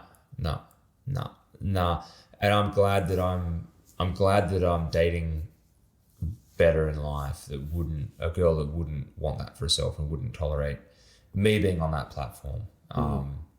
Yeah, and I agree with you. I think it'd be really hard to respect someone that does that. Well, look, people have done all sorts of shit. Is for it money. different? Is it different if you do it as a couple? Like, say you are having sex with your partner and you're filming your own sex videos, and then like. Look, I know a few couples that are doing. Yeah, is that different? Does that? Because I was having this conversation the other night. I think it's different. I think if you do it as a couple, I feel like it's kind of different than if just one person does it. The OnlyFans thing. I don't know. It's still going to be online, isn't it? You know, but yeah. But I mean, it's you not two just one together. person agreeing. Yeah, it's like, I think it's a different dynamic. yeah, it would be. I guess you both accepted it, so you both know that about each other and accept it. You know. Yeah, but I feel like it's even then. I feel like if you get, like you were saying before, it's a massive red flag if you got with a girl and she dropped on you that she's an OnlyFans creator, and that's like one of her income streams or whatever. Only to be a partner of mine, not to sleep with. Remember that. Yeah, sure. Yeah. Sure. There's everyone out there listening to that. Yeah, OnlyFans girls, don't be dismayed. Don't be dismayed. You can still fight with the Anthony, you know, you could still have a shot with Anthony. Just Not a joking. long-term shot, but he will sleep with you. Oh, no one's putting a ring on it. Yeah, I don't know. I just kind of feel like it's different if you do it as a couple as opposed to just an individual. I think that's way more okay. Yeah. Yeah. Right? Yeah. Than just one. Still not person. going to do it, but I just feel like it's different. I think it's different. But you're still not going to do it. So why are we even thinking about it? What are you thinking about it? Who knows? I mean, Louis here with a camera. You and I could make a lot of money right now. Don't tempt me, Harris. I've got something you can bite down on. And you got those sweaty socks on from training. I'm not taking the sweaty socks off. It'll excite damn Louis it. too much, and he'll go into a sexual Louis. rage. He was just going to just- offer you 500 for it. He'll just be like this unstoppable sexual bear. It'll just. Don't tempt him, bro. But like the only thing I don't feel like we covered enough was reality television. Yeah. So we're just gonna skip back there real quick. You were bloody talking about OnlyFans and stuff and trying to get me on and doing scenes with That's me. the thing about podcasts, these long form discussions, bro. They go anywhere. It's a beautiful concept. I love what you're doing here. I love it. you Yeah. know? And I think we should get a lot more people on here with you because you're doing a fantastic job. Thank you. I'm very susceptible to flattery. I'm actually erect right now. So let's skip back to reality television. Yeah. The premise of the show, Heartbreak Island, the challenges, and then What happens after you complete the challenges? Do you then do you just pick a partner? Does it revolve? Does the partners change? Like, is it a bit like Love Island kind of? Yeah, a little bit like Love Island. But how do I say? Like, you do a challenge, then you'll go back to the villa or wherever you're staying, the island, whatever. And then you're sitting around for hours just contemplating how you went because you don't see anyone else's heat. You know, maybe once did I go up against another couple and I could see how they went. Oh. But I wouldn't know how any other couple went. Okay. And producers are very good at keeping you out of the loop, hey? Yeah, they hide you away. They make everything black so you can't peep. They'll keep a security guard at the front door. Will you sit in a tent? We'd be like we'd be in like, when we were doing challenges, we'd be in like a little hut type thing and there'd be like a security guard at the front door and everything else would be like black. So you couldn't talk to anyone? And you weren't allowed to talk to anyone, no. Could you have your phone during production? Definitely not. Okay, so you were sitting in a tent for how long during the challenges? It could be half an hour to 45 minutes, something like that. That's not too bad. You might have been first that day, or you might have had to wait till the last That's one. not too bad. Only likening it to my experience, Maths, we sat in those tents for sometimes up to 6 to 8 hours. Shit, that's long. Yeah, man. No phones, just with your partner. And that would be usually before a dinner party, not so long before a commitment ceremony. Commitment ceremonies, you kind of can all talk to each other. So the dinner parties are all segregated because they want to annoy you as much as possible before you go in. So by the time you get on set, you're just annoyed to the shit out. Yes. Yeah. 100%. Your fuse is so much shorter. For sure. And like, even when I got on there, they'd make a big issue out of someone having a watch. And my mate Luke had to take his watch off. And he's like, why can't I know the time? They don't want you to know the time. You know, they don't want to tell you when they're waking you up. You know, they don't want to tell you any of that sort of stuff. So they want to keep you in the dark as much as possible. Yeah, production used to play like mind games with us. Like, then sometimes they'd take you into like what's called a voxy, but that's basically like an interview, right? They take you into interview before the dinner parties, right? And the producers would be like, so, just to give you an example, so, you know, like couple swap with Melinda, that was quite spicy, and you learnt a lot about Melinda. You know, are you going to bring anything up at tonight's dinner party? I'd be like, why do I want to piss off Melinda? We're finally getting along. I'm going to, piss her off? You know what I mean? That's why people ask, is this stuff scripted? And I'm like, no, it's not scripted, but you'll get molded into what they want you to do. Yes. You know, where when I got on there, the producer told me like, so how are you finding the house at the moment? I'm like, it's pretty fucking boring, to be honest. Like, no one's causing any drama. I'm here to, you know, spice it up. I'm like, did they tell you were there to spice it up, or that's just what you wanted to do? I was an intruder, so like I needed to come out with a bit of a bang. But yeah, they probably like didn't say that to you, but they probably hinted it, right? At some stage. Yeah. Well, a couple of days went by, and I'm just trying to get my feet on the ground with everyone. I'm trying to not cause too much drama, but pick up little personal habits and who's acting like the alpha in a room, or you know, suss out the girls a little bit and that sort of stuff. And then when I got like my feet on the ground, sussing out the girls a little bit. Yeah, sussing them out. Yeah.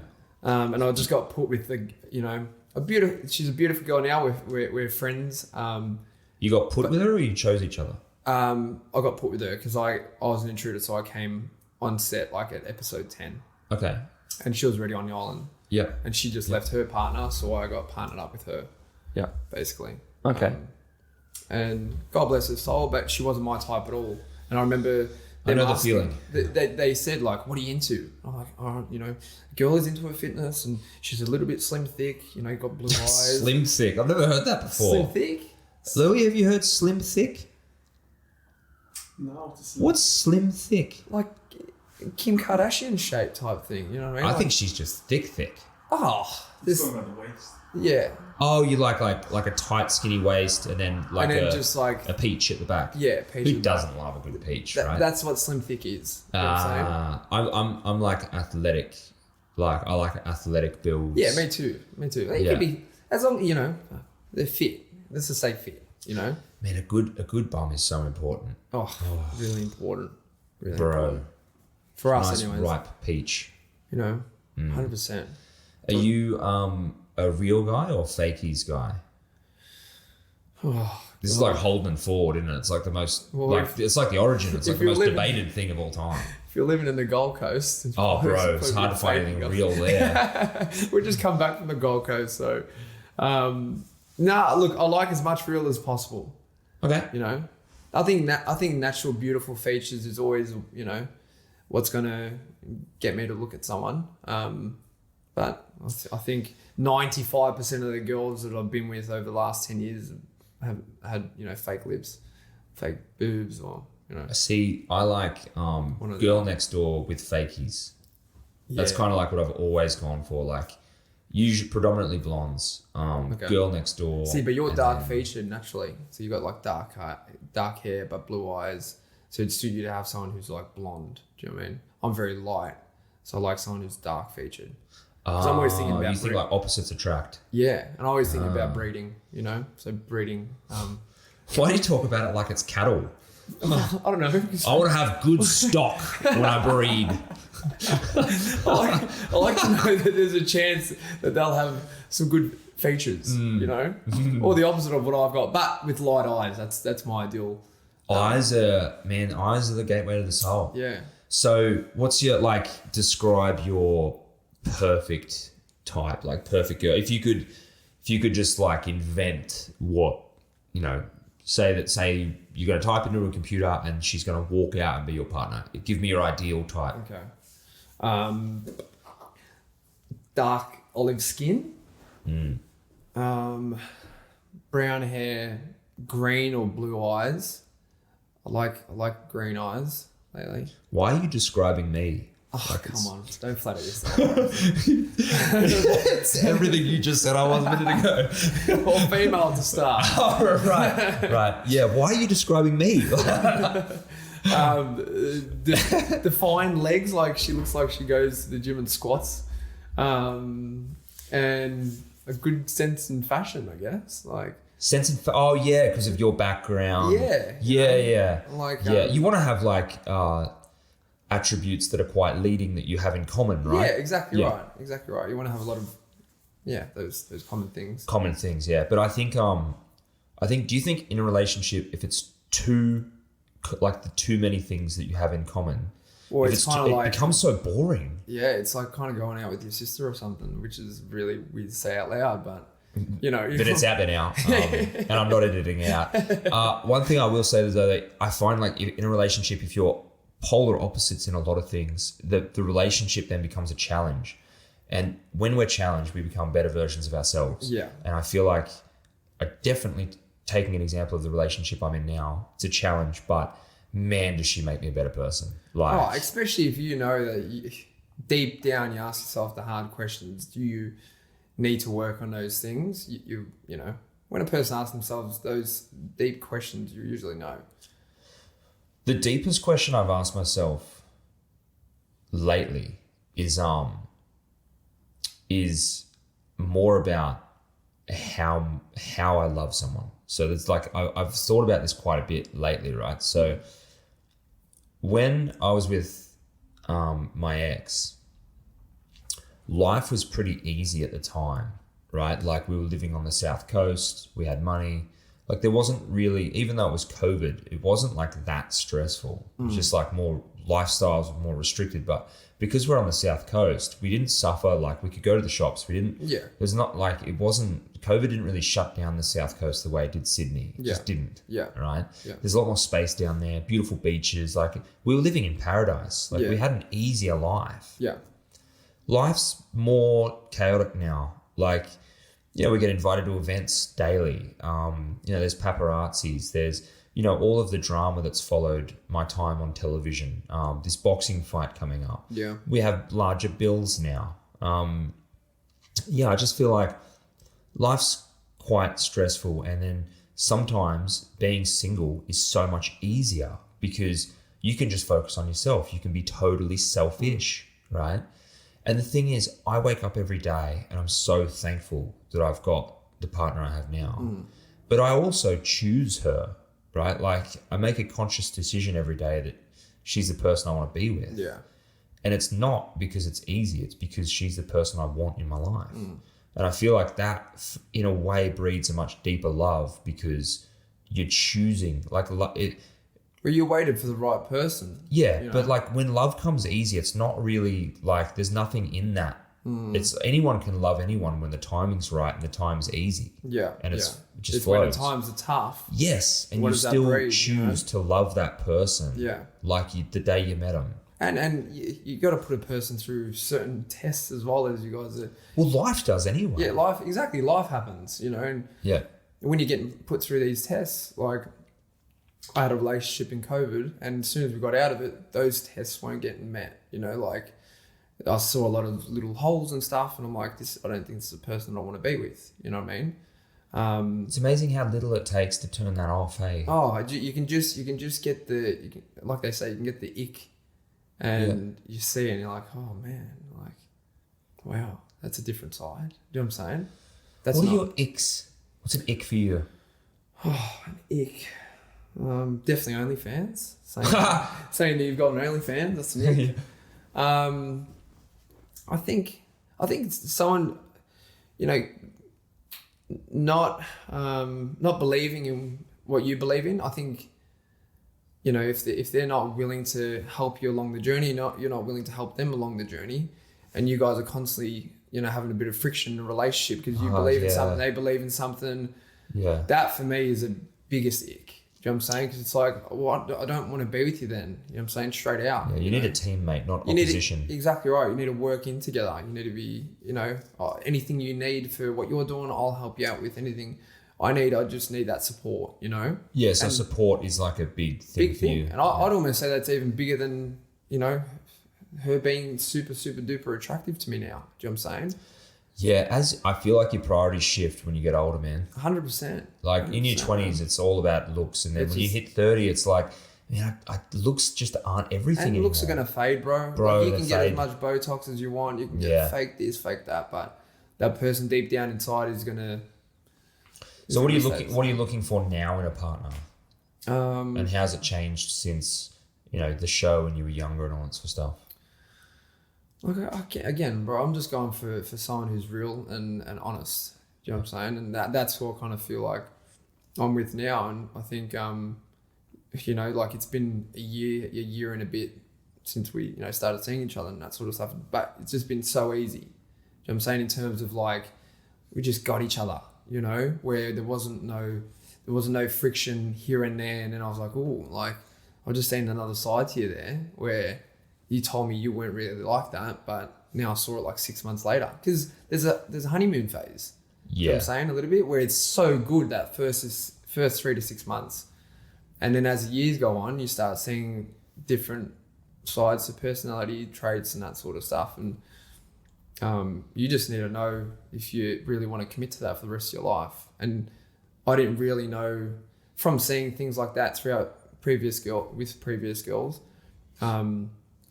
You know, like I need to see something a lot more than, again, just good looks and that sort of stuff, you know? So I don't know. For me, it's being in a relationship has always been secondary to me pretty much before 30, to be honest. Do you know what I mean? Because I've always been career driven, wanted to be an athlete, wanted to do modeling for a long period of time. And that's always on your own. It's always such a selfish thing, you know, where if I know I'm partly responsible for this other person, even having a kid, I've got a dog right now. She's the best. But What sort of dog have you got? Boston Terrier. It's like a miniature Boston Terrier. You can meet Huxley after the podcast. I'd love to meet him. Dogs are just, man, I don't know if I could ever live without a dog now. They're just the best. They're the best. They give you unconditional love, just like your mum and dad. Do you know what I'm saying? Like, Yeah. Is Boston Terrier a new breed? no, they kind of look like a French bulldog, but they're much more petite. They still got a flat nose. Like, you should check them out. They're beautiful breed. Louis, can you bring up Boston Terrier for me? Boston Terrier. Boston Terrier, the photo. They're beautiful. They're from Boston. They were originally bred to hunt rats in New York. I feel like, you know how Joe Rogan's got that, like, the guy that does all the, like, bring that up in the background? Jamie. Yeah, was it Jamie? Yeah. I feel like I need Louis now to just be in the background of every podcast. Yeah. Like, just, Louis, bring this up. Yeah. You can sleep on the spare couch. You know, Louis, if you, you can stay on the interview couch if you want. Just, bro, you're living here from now on. You just got to do the background of the podcast. He'd love it. All the audio, visual, everything. He'd As love long it. as there's no camera on my face. Well, you don't like the camera in your face? He's behind the camera. Behind the camera. He is a superstar videographer, and he does some of the best work that I've ever seen, and that's why we Can have him work Louis with jump us. in just for 1 minute? Yeah. Louis, jump on the mic just for 1 minute. Jump on the mic. Yeah, come Jump on. on. Just for 1 minute. Louis from Nocturnal Media jumping on the mic. What's up, guys? Oh, From Louis. Mount Druitt. You're not from Mount Druitt. Stop saying you're from Mount Druitt, Louis. Fuck. So, Louis, how do you feel today went footage-wise? I went pretty good. Yeah? We had a natural in front of the camera Yeah. in Harrison Boone. Yeah. Was it different to filming Daniel? Because I know Daniel. I'm not even going to go there. Eh? Just tell me, what was today like? Was it good? Good footage? No, it went well. It started good. We didn't have to wake up early this time around. So, Yep. That's always a bonus, isn't it? but I feel like the people in Sydney aren't as nice as the people in Brisbane. So, What do you mean? How do you yeah, find probably that? shouldn't have said that on your podcast. How do you find that? Yeah, you'll never be invited back. Oh, really? Brisbane will love him now, though. Yeah. State of Yeah, origin, true. like, I actually support New South Wales as well. So I probably shouldn't have said that. Oh, fuck. Nah, bro, you've fucked it. You fucked it now. But the thing is, no one on the podcast is going to know what you look like. So you've still got that anonymity. I'll change up my accent then. Oh, yeah, what's going on? Yeah, we're from Melbourne. Yeah. Why do you think people from Sydney aren't as nice? That's what I want to know. Because I've been nothing but lovely to you. Oh, no. I meant the NPCs walking around, you know. The non-playable characters. Yes, yeah, those ones walking around Sydney. The average Sydney goer is not as nice. This has, for some reason, just become the most entertaining part of the podcast. Louis. I was falling asleep on the couch before. Oh, He thanks. just threw me in there. Fuck. Yeah, so come on, give us a juice. Why not? I think because the sun's always up in Queensland, so everyone's a bit nicer. More vitamin D. I think that's it. And probably because they won the Origin a couple of days ago. Have you had any negative experiences since you've been here? Like in Sydney? Nah, not yet. I did have one last night in Brisbane. Yeah, you had one in Brisbane. Yeah. So so hold on. It was one. I'm a very logical guy. Yeah. You've had no negative experiences in Sydney, but you've had one in Brisbane, yet Brisbane people are nicer? The majority of them. The math isn't quite mathing, Louis. Shit, yeah, that didn't make sense to me either. Yeah. After saying that out So loud. what happened in Brisbane? What was the negative experience? I went for a late night stroll on my own, right? And it's still busy. The streets are still busy. Looking for some food. And The streets of Brisbane were busy. the streets of Brisbane, So- apparently. Yeah, okay. There's like It's Friday 12, night there's like as well. 12 people out, basically. Yeah, pretty much. Yeah. That's busy Brisbane, isn't it? Yeah. And I had a random white fella come up to me and basically harass me and ask me, he asked me first, what are you doing here? And I'm like, what do you mean? I'm here for work. He's like, no. He's like, who asked you to come here to Australia? And I was like, wait, what? And I'm confused as fuck. Like, I don't know if this guy's trying to staunch me out or something. He's standing over me. What? Yeah, he was asking for Like asking me- aggressively? Yeah, pretty much. And I was like, okay, I'm on the phone to my missus as well. I don't want to act up or anything. So I'm like, okay. Like, And you're a big guy. I can't imagine most people standing over you. Fight, bro. Yeah. well, the thing is, I like to assess situations before I do anything. So I'm looking around. I'm like, okay, there's a guy there. He's got his hands in his pockets. He's probably got a knife or something. So if I stand up and crack him, what's the worst that could happen? So instead, I walked off. I was like, because the last thing he said to me was like, okay, we got a problem now. What? He's like, a group of Kiwis and Wogs jumped me. And I was like, dude, you don't look like you got jumped, bro. Like, I think it was a bit cooked. It was actually cooked. Yeah. Actually, the bro, funniest thing, it's Brisbane. the Say no funniest thing more. he said to me yesterday was, are you part of the federal police? And I was like, what? That's when I knew. I was like, oh, fuck, this guy's cooked then. Just undercover. Yes. My gun and my badge are inside me right now. But if you give me a minute, I'll pull them out. Wow. What a insane conversation. That was interesting. And okay, so tell me again, why are Sydney siders not as nice? I think they're just, like when you walk the streets of Brisbane, someone's always got a smile on their face and they're always like, hey, go on, boys. They acknowledge you, don't yeah, they? so it's like, hey, Yeah, go on. I will say, when I walk down the streets of Brisbane, Gold Coast, Melbourne, people look you in the eye, they say, good morning, or good afternoon. Like Yes. that old school value of saying hello to people, passing them Regardless of by. your skin color too. Yeah, passing them by in the street is not lost in those. It's almost like they haven't quite ever left those small town values. Whereas it's gone in Sydney, man. Like, you do not look at other people and say good morning. And I struggle with it when I go to Forbes to see my son once a month. I walk around in Forbes and it's like, people probably think I'm rude because I don't acknowledge them. But it's just, I'm not used to it. But then it's weird, like I'll walk past someone and they'll say hello. And it's like, oh, hi. So, sorry, I didn't mean to be rude. Like, because they're so lovely there. And it's, it's weird. It's like, it's not a rudeness thing. It's just that Sydney is like, you've got to remember, Sydney's like an international airport, and there's always people coming and going on business and all that sort of stuff. And it's a very fast moving city, and the faces are always changing. And so it just doesn't have the same values as like when I go to Noosa and see my parents, everyone on the street looks you in the eye and says hello as you walk past.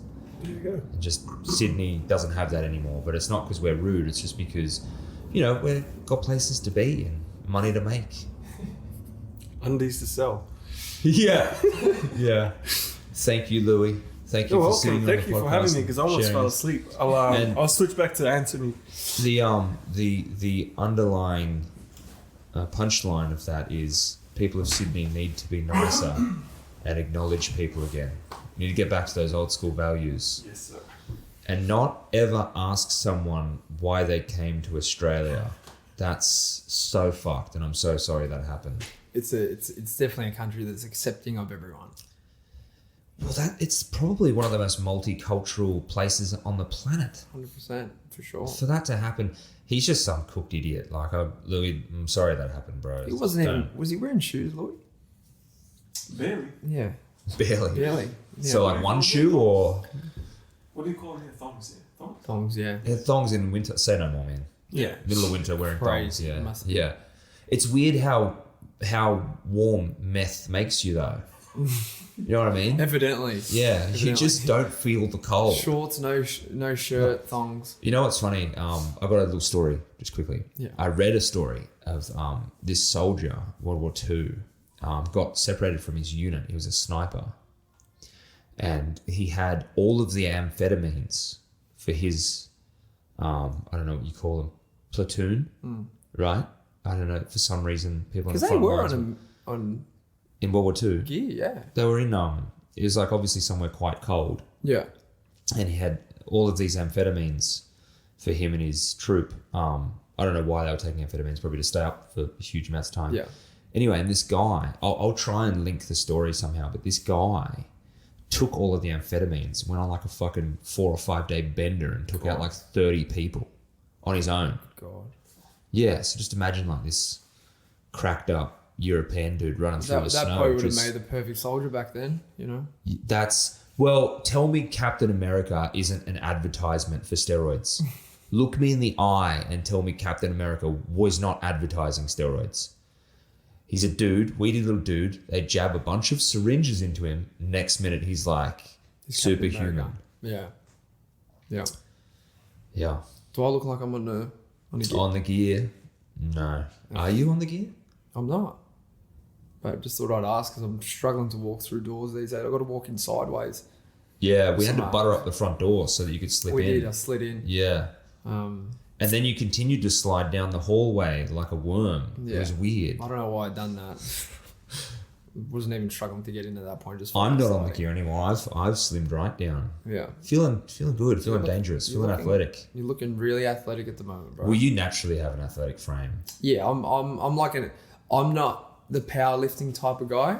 I'm that agile, quick sort of body build. I can just run real quick, Like a gazelle. like a gazelle. Yeah, I'm more like the lion.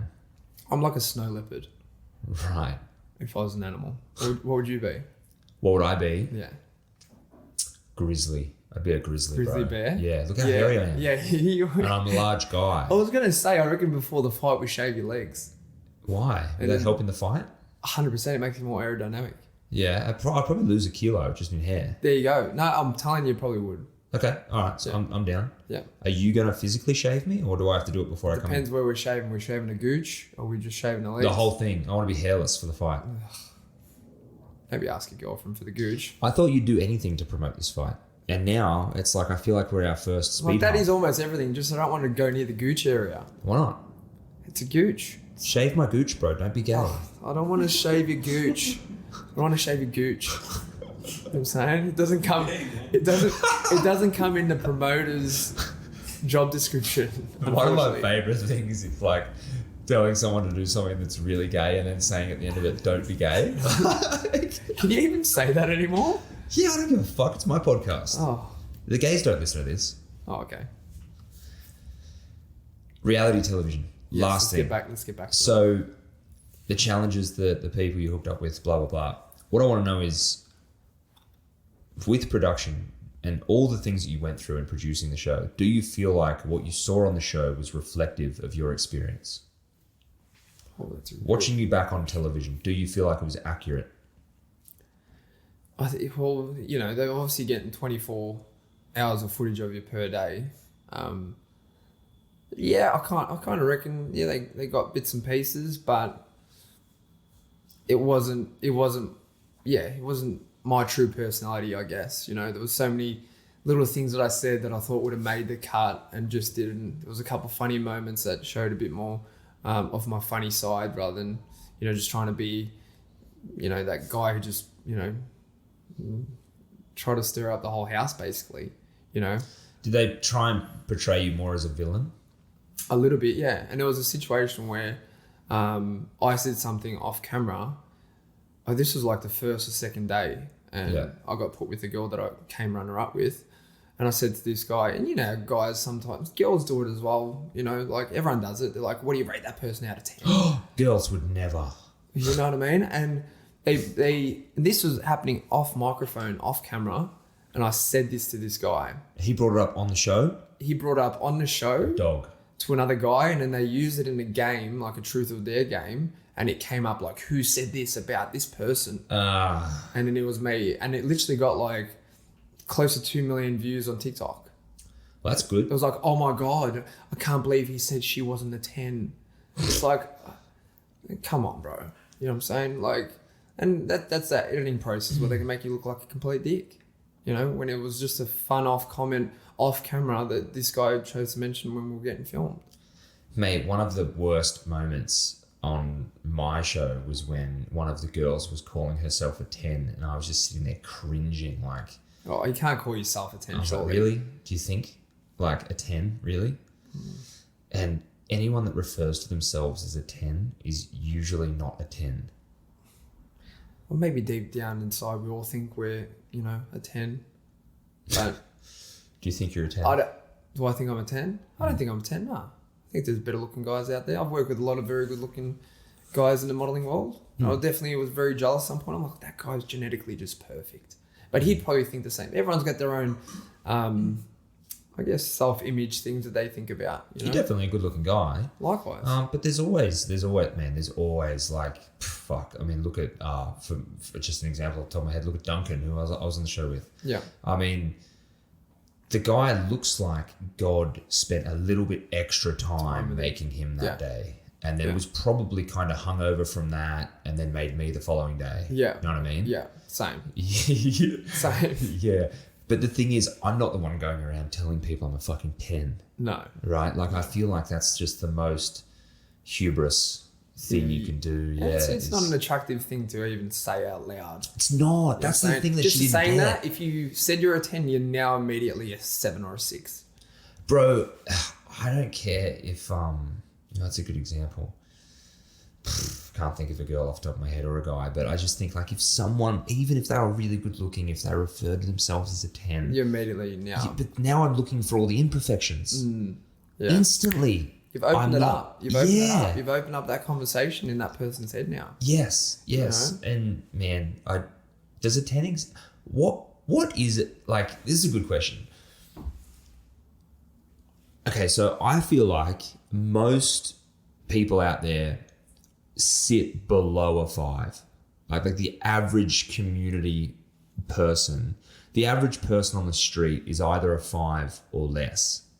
Once you go into a 6, you're cute. Like you're a cute person. Once you go into a 7, you're like quite attractive, more attractive than the average.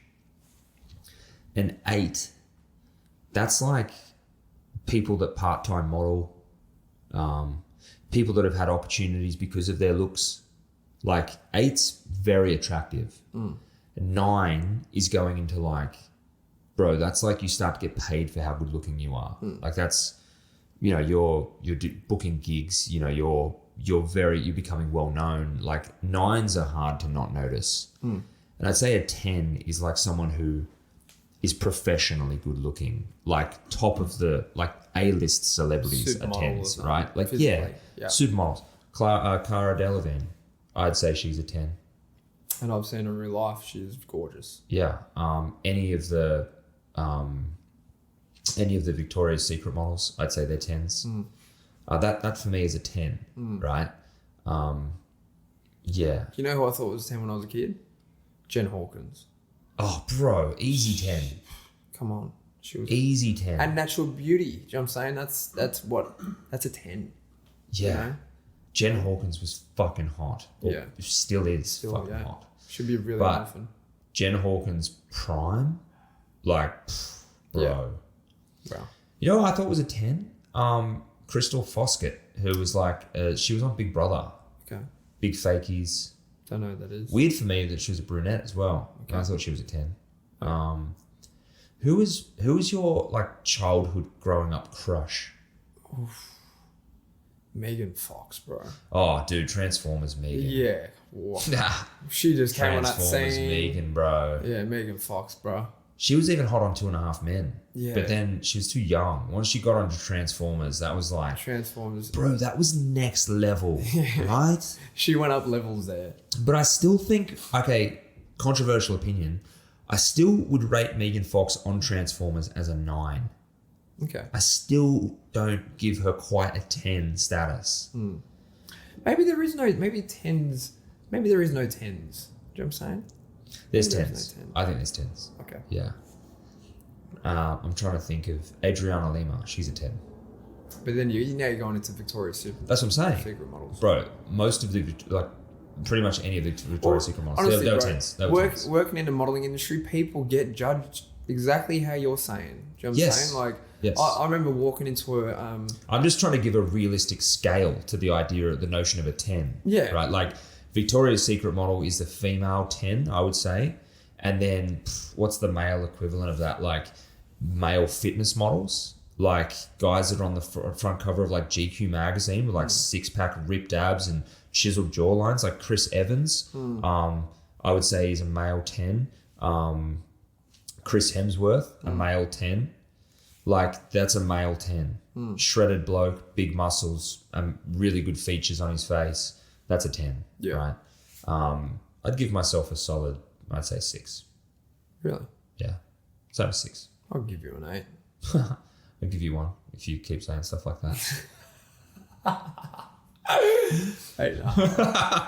Stop it. 8 no. Keep going. The modeling industry is exactly that though, right? It's brutal. What's it like on the inside once you're there? It's brutal. Like Is it's all physical. Again, you can have your connections with, you know, having chats with people and that sort of stuff, but if you don't look what they want in that campaign, like if that's not the look they're going for, you get out of the room type thing. You know, I remember, like I was going to say You have a before, very polarizing look though. So for the few people out there that haven't seen you on TV, or you're very heavily inked now. I wasn't as heavily inked when I was working. Okay. Facial hair, like just the way you present yourself, you have a very I would say intimidating look actually. Like, you're a very good looking and attractive guy, great features, but you are intimidating now. Yeah. Yeah. Yeah, and I guess that's what they kind of liked about my look as well. You know, like I had a very strong look on camera, you know. And when I was working in Milan, I remember this one casting director, it was for a really good brand. I walked in and she's like, "You're Croatian, are you?" I'm like, "How the hell did you know that?" She goes, "Your cheekbones." You know what I'm saying? So there's certain features that they liked about me in the industry. Do you know what I'm saying? And they weren't afraid to say it If they didn't, if they don't care about your feelings. They don't care about your feelings, and to a degree where I've heard like some really harsh shit in casting. Like what? Well, I think they were talking about one girl, and this is So this wasn't at you. This is another girl that was casting for the same sort of gig, but for the females, and she walked out of the room, and they're like, "Oh my god, see how fat she's looking." And then she's like, yeah, like she put on like a couple kilos and like now she's looking fat. A couple kilos, bro. It's like, what the That's fuck? the difference between being marketable and fat to a casting agent. To a casting agent for a high-end brand. It's like, fuck, so much pressure goes on these girls. I even know for a fact, like, I've got this running joke. That's why they get like, eating disorders and shit like that. And I've got this... Body dysmorphia. And, Yeah. It's like, I know girls for a fact in that industry, they'll eat and then vomit so they don't get the calories. Doesn't that fuck up your teeth though if you do that? I think so. It's something with acid. So the stomach acid's coming up or whatever. But yeah, they do shit like that to make weight or to fit into the dress they got to fit into. Where a lot of guys don't really have that problem. Like when you go to like France. No, I've never had a problem fitting into any dresses that I've worn. No, and you look good in like a black dress. Thick legs though for a dress. Yeah. But some guys are into that. You're thick. You're not slim thick. That's such a compliment. I'm slim. I wouldn't say slim. Slim. I would say you have a natural athletic build. Yeah, like I can't. Yeah. I find it very hard to put on weight. You're what 6'1"? 6'2", and then how much do you weigh now? 75 kilos, 76 kilos. See, it's light for 6'2", man. Yeah. I'm just under 6 foot, and I naturally sit about 95 kilos. Yeah. Yeah, like 100 was big for me, but I was bodybuilding. Yeah. Well, I've never really spent time bodybuilding in my whole life. Now that if you're taking time off in between fights, you should seriously consider heavy weightlifting. Just in the interim. Yeah, I could. It's not something I'm really fascinated in at the moment. I think once I start pushing after like the age of 35, you see the bicep veins pumping, and you start to put a bit of size on your traps and chest and shoulders. And in the boxing world, bro, I'll tell you how we look at You'll be into the bodybuilding game. I'll tell you how we look at some bodybuilders, Harrison Boone, good-looking bodybuilder, ex-bodybuilder. Yeah, it's one thing looking like you're strong, but I don't care how big you are. I don't care how big your muscles are. I feel like I could knock you out. Do you know what I'm saying? I'm not saying you look very good today. You look very good today. You use the term, and it's actually stuck with me since you said it. Yeah. And it was perfect the way you phrased it. Yeah. You called it beach muscle. Beach muscle, correct. And that's why it's called. That's why you called it beach muscle, right? Yeah. Is because it looks good. Now, is it going to help you in a fight? No. There's a lot of muscular guys that fight and do really well, but they've developed a lot of muscle over time, fight training. Correct. Guys that bodybuild, very seldom will that transfer over to be a good fighter because you're too slow. Mate, me at 100 kilos, even though I was still like lean, you could see my abs and, I had a good shape. And I was just big, like my arms were twice the size they are now. I was just solid. Mate, the first time I sparred, like as my jab was leaving my chin, I was eating 2 jabs. Exactly. It makes you slow. Slow. And have you seen Anthony Joshua fight before? No. Okay. Well, he's a guy who started doing extreme amount of weights, and it slowed him down. It made him very stiff, and that's what we tell a lot of our boxers. Like you do your S&C before you start strength and conditioning, or you do it. Strength and conditioning. Strength and conditioning, yeah. Not static weight, not just doing dumbbell curls. Nothing it'd be fight related strength and conditioning. Yeah, correct. Like plyometrics, inclusive with that sort of training. Because you don't want to be slow. It just makes you really slow. I did a bit of work with Trent Langlands over at Ecolab and for strength and conditioning and still ongoing. And mate, the strength and conditioning part of it is the hardest part for the boxing. Yeah. Slam balls, sprints. It has to be explosive. Assault bike. It has to be explosive. Yeah. You're training your body to react with maximum power as fast as possible. And be able to recover straight away. Exactly. Getting that heart rate back down, the breathing steady, and then going again. Bang, bang, bang, bang, like rounds of that. It's taxing. When you're in the gym, you're just lifting weights, you can finish that, set off, and then get on your phone for 5-10 minutes. And that's what you see a lot of people do. It doesn't really, it's not something that I'm really interested in. It's a different, it's, okay, so lifting weights, yes, it's not as intensive cardiovascularly, but mate, like if you're on incline bench press and say you're doing anywhere between 40 and 50 kilos and you do that for 15 reps, and those last 2 or 3 reps, as you're coming up with those dumbbells and you're squeezing, your like mind muscle connection is active and you're squeezing those pectorals and just really like nudging those dumbbells together at the top of the movement and then coming back down, and you start to feel the fibers of your chest just ripping. Yeah. That is pushing through the pain of that is hard. For sure. It's not, and then like the next 3 days, bro, you can't even lift food to your face without feeling the muscle in just atrophy and trying to repair itself. Yeah. And then knowing that you're going to hit it again next week, like you start to look forward to it.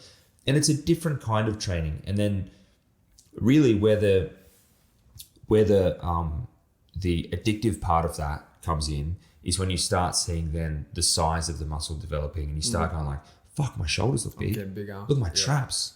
Fuck, look how big my arms are. Yeah, don't get me wrong. I definitely. It's that's addictive. Yeah, that's what's addictive for sure. Yeah. I think I don't know if it was you who said it. It's like, what was it? I think I had a chat with Jack Loney yesterday and I watched him do some pads. He goes, the thing with bodybuilding, it's like you never feel like you're big enough. Is that true? Like you always feel like you can get bigger and bigger, and that's when people start getting on the steroids and, you know. Yeah, I feel like the body then becomes. Imagine you're there with a hammer and chisel and you're just slowly chiseling out the body that you want. That's what going to the gym is to lift weights. You're chiseling at your body, and no artist ever feels like their work is complete, right? And I've heard so many bodybuilders. A famous example, Arnold Schwarzenegger. And they've said, like, if you could have got clay and molded your body, what would you have wanted it to look like? And he's like, you know, even he was like Mr. Olympia so many times over, like 8 times or something. Even he was like, I wanted my traps to be lower and I wanted to add an extra inch to my chest and this and that and that and that, or calves to be another couple of inches bigger. And like this guy who had dedicated his entire life at that point to bodybuilding didn't feel like his physique was complete, even though he was winning Mr. Olympia, which is like the top of the top of the top for bodybuilding, right? And Jack's got a good point. It's like it does become this endless pursuit of like your own body and how you're making it look. But then also along the journey, as you're training, you might have too many calories for a week. So then you start putting on a little bit of chub around your belly button. So then you start cutting back and then you notice that you feel flat in the muscles. And it's like, man, it's this constant battle with science and biology to get the body that you want. I haven't really suffered that in boxing. In boxing, I've got to get my technique as good as it can possibly be. And I've got to get my fitness as good as it could possibly be. Yeah. You don't really... The two different things about stepping into a boxing gym and a weights gym. In the weights gym, it's about size, depth of the muscle, like how cut the muscle is, and also like just overall how proportionate you are. Yeah. You know, that V taper, do you have big arms and a big chest and big shoulders and traps? Big body, upper do you have, body and do you have a legs. large upper body and still proportionate legs? What's your body fat percentage? Like there's a lot that goes into judging someone in a weights gym as to how competent they are at that task. None of that in a boxing gym, bro. No. You go to a boxing gym, it's how good you can fight. No one gives a fuck about anything else. Well, I watched this funny thing with Devin Haney having... I mean, if you can do it and look good, that's a bonus, right? Oh, 100%. 100%. That's like Anthony Joshua. You know what I'm saying? He looks unbelievable, looks like a bodybuilder, but fights like a boxer. You know? With Tyson Fury, looks like he eats KFC every day, but still fights like fuck. Do you know what I'm saying? And yeah, I was just watching this thing with Devin Haney, who, mind you, came to our gym last year when he was preparing for Cambosis. And this bodybuilder guy was saying, I could knock you out in a street fight. And Haney goes, like, there's no chance you can knock me out in a street fight. And I guarantee you, if it comes to one bloke lifting weights and one bloke knocking him out, it's like definitely Haney would knock him out and definitely the other guy lifting the body, the body weight, would lift more. You know what I'm saying? Like, doesn't matter how big that guy is, if he hits on the button, they're going to get knocked out regardless. Do you know what I'm saying? Look, not everyone has a glass jaw or a spot on them that if you touch magically they will get knocked out. But one thing I will say is being able to bench 110 kilos means absolutely nothing in a boxing gym, because if you can't get that muscle that produces that amount of horsepower, if you can't get it from your chest to the other person's face, it's useless weight on your body. Correct. Whereas you can get a guy who's like 70 kilos, right? And if he's got a good reach and he's been boxing a while and he can hit you, it's all technique. Whip his hips around and put as much G-force into that, even just a hook. Yeah. Right, man, good night. And I've sparred with guys, so I'm 95 kilos at the moment. I've sparred with guys that are like 70, 80 kilos. And fuck me, they can hit. Oh, yeah. 100%. Right? 100%. And it doesn't mean shit how big you are in the boxing, in the ring. It helps if you have reach on someone. 100%. Helps if you have reach. And a little bit of size, because then your punches are going to have a bit more weight. Yeah. But, mate, like, even then, like, you... at 95 kilos, if I fought a guy who was really good at 70 kilos, as I throw that jab, it's going to hang out there for a certain amount of time before I can bring it back to my face, right? Yeah, yeah. Someone that's good at 70 kilos really could get a good uppercut or a hook in that amount of time. Bro, like, look, for instance, you got Taylor Harris at our gym, or Michael's Rafter, they're 70 kilo-ish. They could knock anyone out. Do you know what I'm saying? Like, Taylor spars blokes all the time, hurting them. Do you know what I'm saying? Michael's Rafter, if he landed one in the chin, he could knock out a bloke who was 140 kilos because he knows how to land on the head. That beach muscle doesn't mean shit in a fight. Doesn't mean shit, bro. And I've seen it happen in front of my eyes before. Do you know what I'm saying? Where the smaller man has just gone and knocked out the other guy because he doesn't know how to throw a punch. What advice would you give to someone that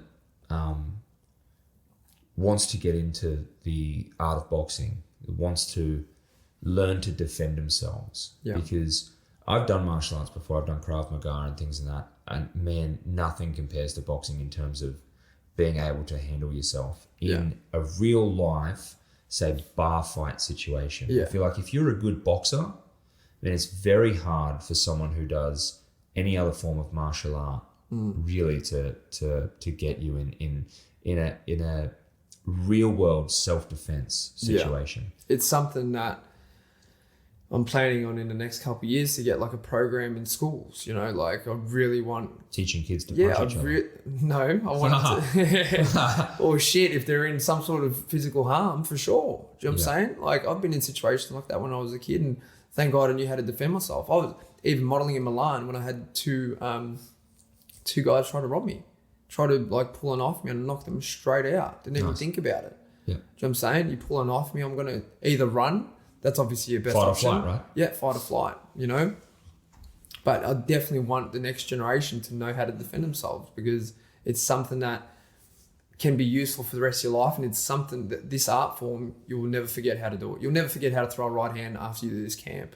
You will never forget how to take a punch after the camp. So if you do take a punch and you're out in the street, at least you might have a chance of not getting knocked out.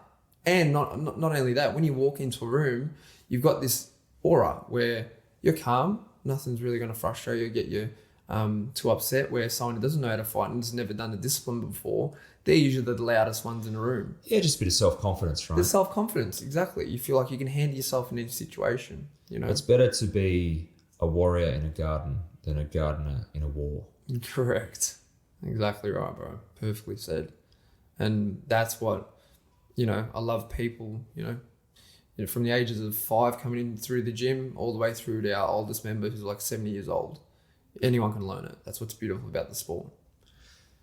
So your advice would be just to start? Just to start, bro. And you can start at any age. Find a good trainer and a good gym with a good reputation and just start going. And learn properly. Yeah. You know, and like I said, people from all shapes of life come through. Do you think it's more important starting out, footwork or handwork? I'd say I always get people starting from their feet up. From their feet up, yeah. I was told if you start with the hands, your feet will never catch up. Yeah, boxing, everything has to work together. It has to be one moving. You got to move like water, like Bruce Lee says. You know, where if your feet are wrong, but your hands are always, you know, in the right position, they're not working together. You're not generating that weight quick enough. You know, there's so many little things by not having good footwork that'll affect your boxing in general. You know, that's why I always start new clients from the feet and go up. Is it difficult these days when everyone's so used to getting instant results and they want instant results? They just want to go in there and start learning how to throw punches. Yeah, it's not. It's if you're almost trying got to take a slow approach. Yeah, if you're trying to get into a disciplinary art, that's what it is. It's discipline, right? It's discipline. It's consistency. It's going to teach you so many things, you know, that you can use in other forms of life. You know, where if you just want to get in there and throw hands, like you can just go to any gym and start throwing straight punches and burn some calories. But if you want to learn how to defend yourself, you need to go to a good gym, you know, a good gym that knows what they're talking about and teach you the correct way.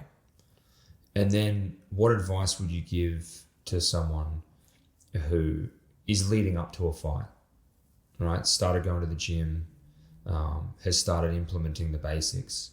They're leading up to their first fight. What advice would you give someone in that position? Like they've got a trainer, they've got a gym, they're going daily, they're learning boxing, and they've got a fight coming up in an X amount of time. Yeah. What advice would you give to someone working towards that? Just enjoy the process of being a modern day gladiator and feeling what it feels like to be a fighter. You know, it's such a, I don't know, it's just like, it's not heavily promoted, you know, like, it's a beautiful art form. It's a sport that teaches you so much, and enjoy the experience of the journey. You know, like even same advice to you, bro, for the next 8 weeks. Enjoy feeling a little bit hungry. Enjoy feeling a little bit scared and fearful and that sort of stuff, because the feeling of, you know, either getting a win or a loss, you know, the fact that you've jumped in there, 99% of people have never been punched in the face before. Do you know what I'm saying? The fact that you've gone in there needs to be respected. Anyone that jumps in the ring has to be respected for it, because I'm telling you, bro, you'll compare it to skydiving and you tell me after it what's scarier. Okay. You tell me. I think 99% of people probably need to get punched in the face. 100%. We all know someone that needs to get punched in the face, right? Yeah, 100%. And when you're inspiring, you just realize, you know, what am I made out of? You're doing this because you truly want to find that out, bro. You want to find out what you're made of, you know? It's interesting. I actually reflected retrospectively on sparring after the first time I did it. So you walk in the ring, bro, you got no fucking clue what you're doing. And I kind of think that for better or worse, because I've only got a small time in order to go from zero to hero. Yeah. I kind of feel like it was like thrown in the deep end and learn to swim while you're there. Yeah. Whereas I feel like if I joined a gym and I wasn't training for a fight and I was just learning to box, it'd be a long time of learning the basics before you get in the ring, right? For sure. I don't have that luxury. I don't have the luxury of time. Yeah. And I reflected on it afterwards and I was like, what kind of man am I? What kind of man am I? I went in the ring and I put my gloves on and I went in the ring and I fought someone. It wasn't much of a fight, my first time sparring, I'll be honest. But I reflected on it. I was like, what kind of man am I? And I'm the kind of guy that doesn't back down. I was uncomfortable. I was in pain. Yeah. It wasn't a nice experience. I felt very alone. Yeah. And very... Can be the loneliest sport, bro. Yeah, and I felt very intimidated and very, very just like imagine if someone strapped skis on my boots and pushed me down a hill when I didn't know how to ski into like a heavily branched area and all the branches were going to smack me in the face every couple of seconds. Yeah. It's kind of how I felt. That's the closest analogy I could give to someone to explain what it was like. Yeah. And then trying to navigate that. And yeah, it was not a nice experience, but I walked away from that night with a bit of a headache, blood coming out of my face and like, you know, but I walked away from that and I thought it actually wasn't so bad. No. Like, I'm going to do it again. I'm going to keep doing it until I get good at this. You start getting addicted to it, bro. Do you know Yeah. what I'm saying? You get addicted to the sport because of how much it tests you and how much you still need to learn. You know, like the best fighters in the world, bro. Like I've heard it from their mouths. Let's say it's Pacquiao. He's had 60 fights or something. There's always something more to learn from boxing. There's always a style that can beat you. There's always some more work that you could be doing in a certain area. Maybe it's defense, maybe it's attacking, maybe it's your fitness. There's always something to learn from it, bro. So it's something that you can keep doing for so many years, you know? And that's what's beautiful about the sport, bro. You know? It tests you in so many ways. You find out so much about yourself. What would you say someone that wasn't naturally like me? Like I'm quite competitive, right? And I'm like, you know, I had a sparring session today that I did a couple of really good things in the spar, and I did a couple of things that cost me, you know, and now I'm walking around with a very sore jaw as a result, right? And they're just, look, that's just the teething part of boxing. Yeah. You know, figure it out. I don't want to learn by the things I did well. I want to learn by the things that cost me. Correct. So I don't have that happen in a fight. Yeah. Now, what advice would you give to someone would love to do this, but is just so intimidated about what we're talking about right now? And the thought of getting in the ring and fighting someone just scares the shit out of them. How would someone overcome that and get into the sport and be able to take the sport at their own speed? No, I always tell everyone to just start at the basics, mate. Like don't put too much pressure on yourself to want to fight. For you, it's a different scenario because you're given the opportunity. Baptism by fire, right? Yeah, where you stand a person walking the street, if they want to get into the boxing, start from your feet up, like I said. Go with your technique. Do it for months, years, whatever. And then when you're comfortable with it and you've got that burning desire to want to do it, jump in there and see what, you know, you're kind of made out of. But it's not for everyone. Fighting is not for everyone. Do you know what I'm saying? It just it proved that over the time because of how many people actually do jump in the ring. Not many people get hit in the face. Not many people do it, you know? No. So it's not for everyone, but give it time. Give it time. Do you know what I mean? Give it time. Get the basics down pat. Get your technique. Work on technique. And everything else will come from that. Because a lot of people try and hit the bag and go really hard or really quick. But technique will bring you power and speed, if that makes sense. Like any sport. It could be golf. Arnold Schwarzenegger, he's way bigger than Tiger Woods, but who's hitting the ball further because of the technique?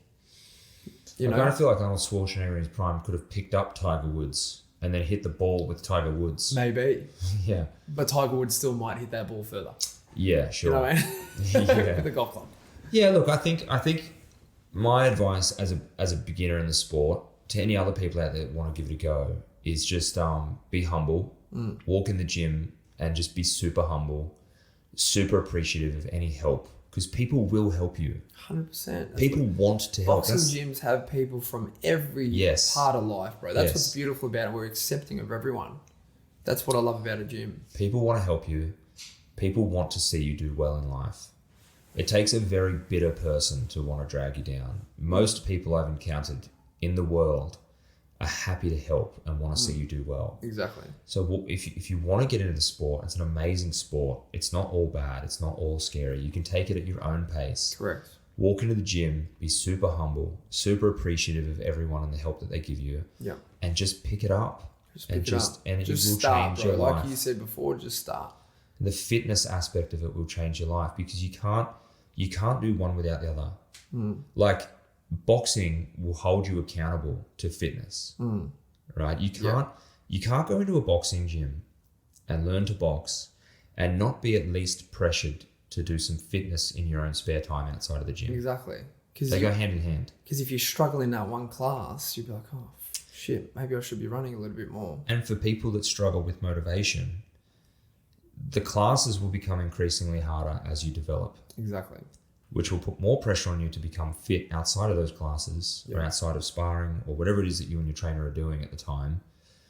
You just simply will not be able to keep up if you don't do fitness. So the gym will hold you accountable to fitness and fitness will increase your potential in boxing. Exactly. And it gives you goals. Without you even really talking about them, you're just subliminally doing it to yourself. You're giving yourself goals. Like my initial goal was to do 2 laps of the park where I live.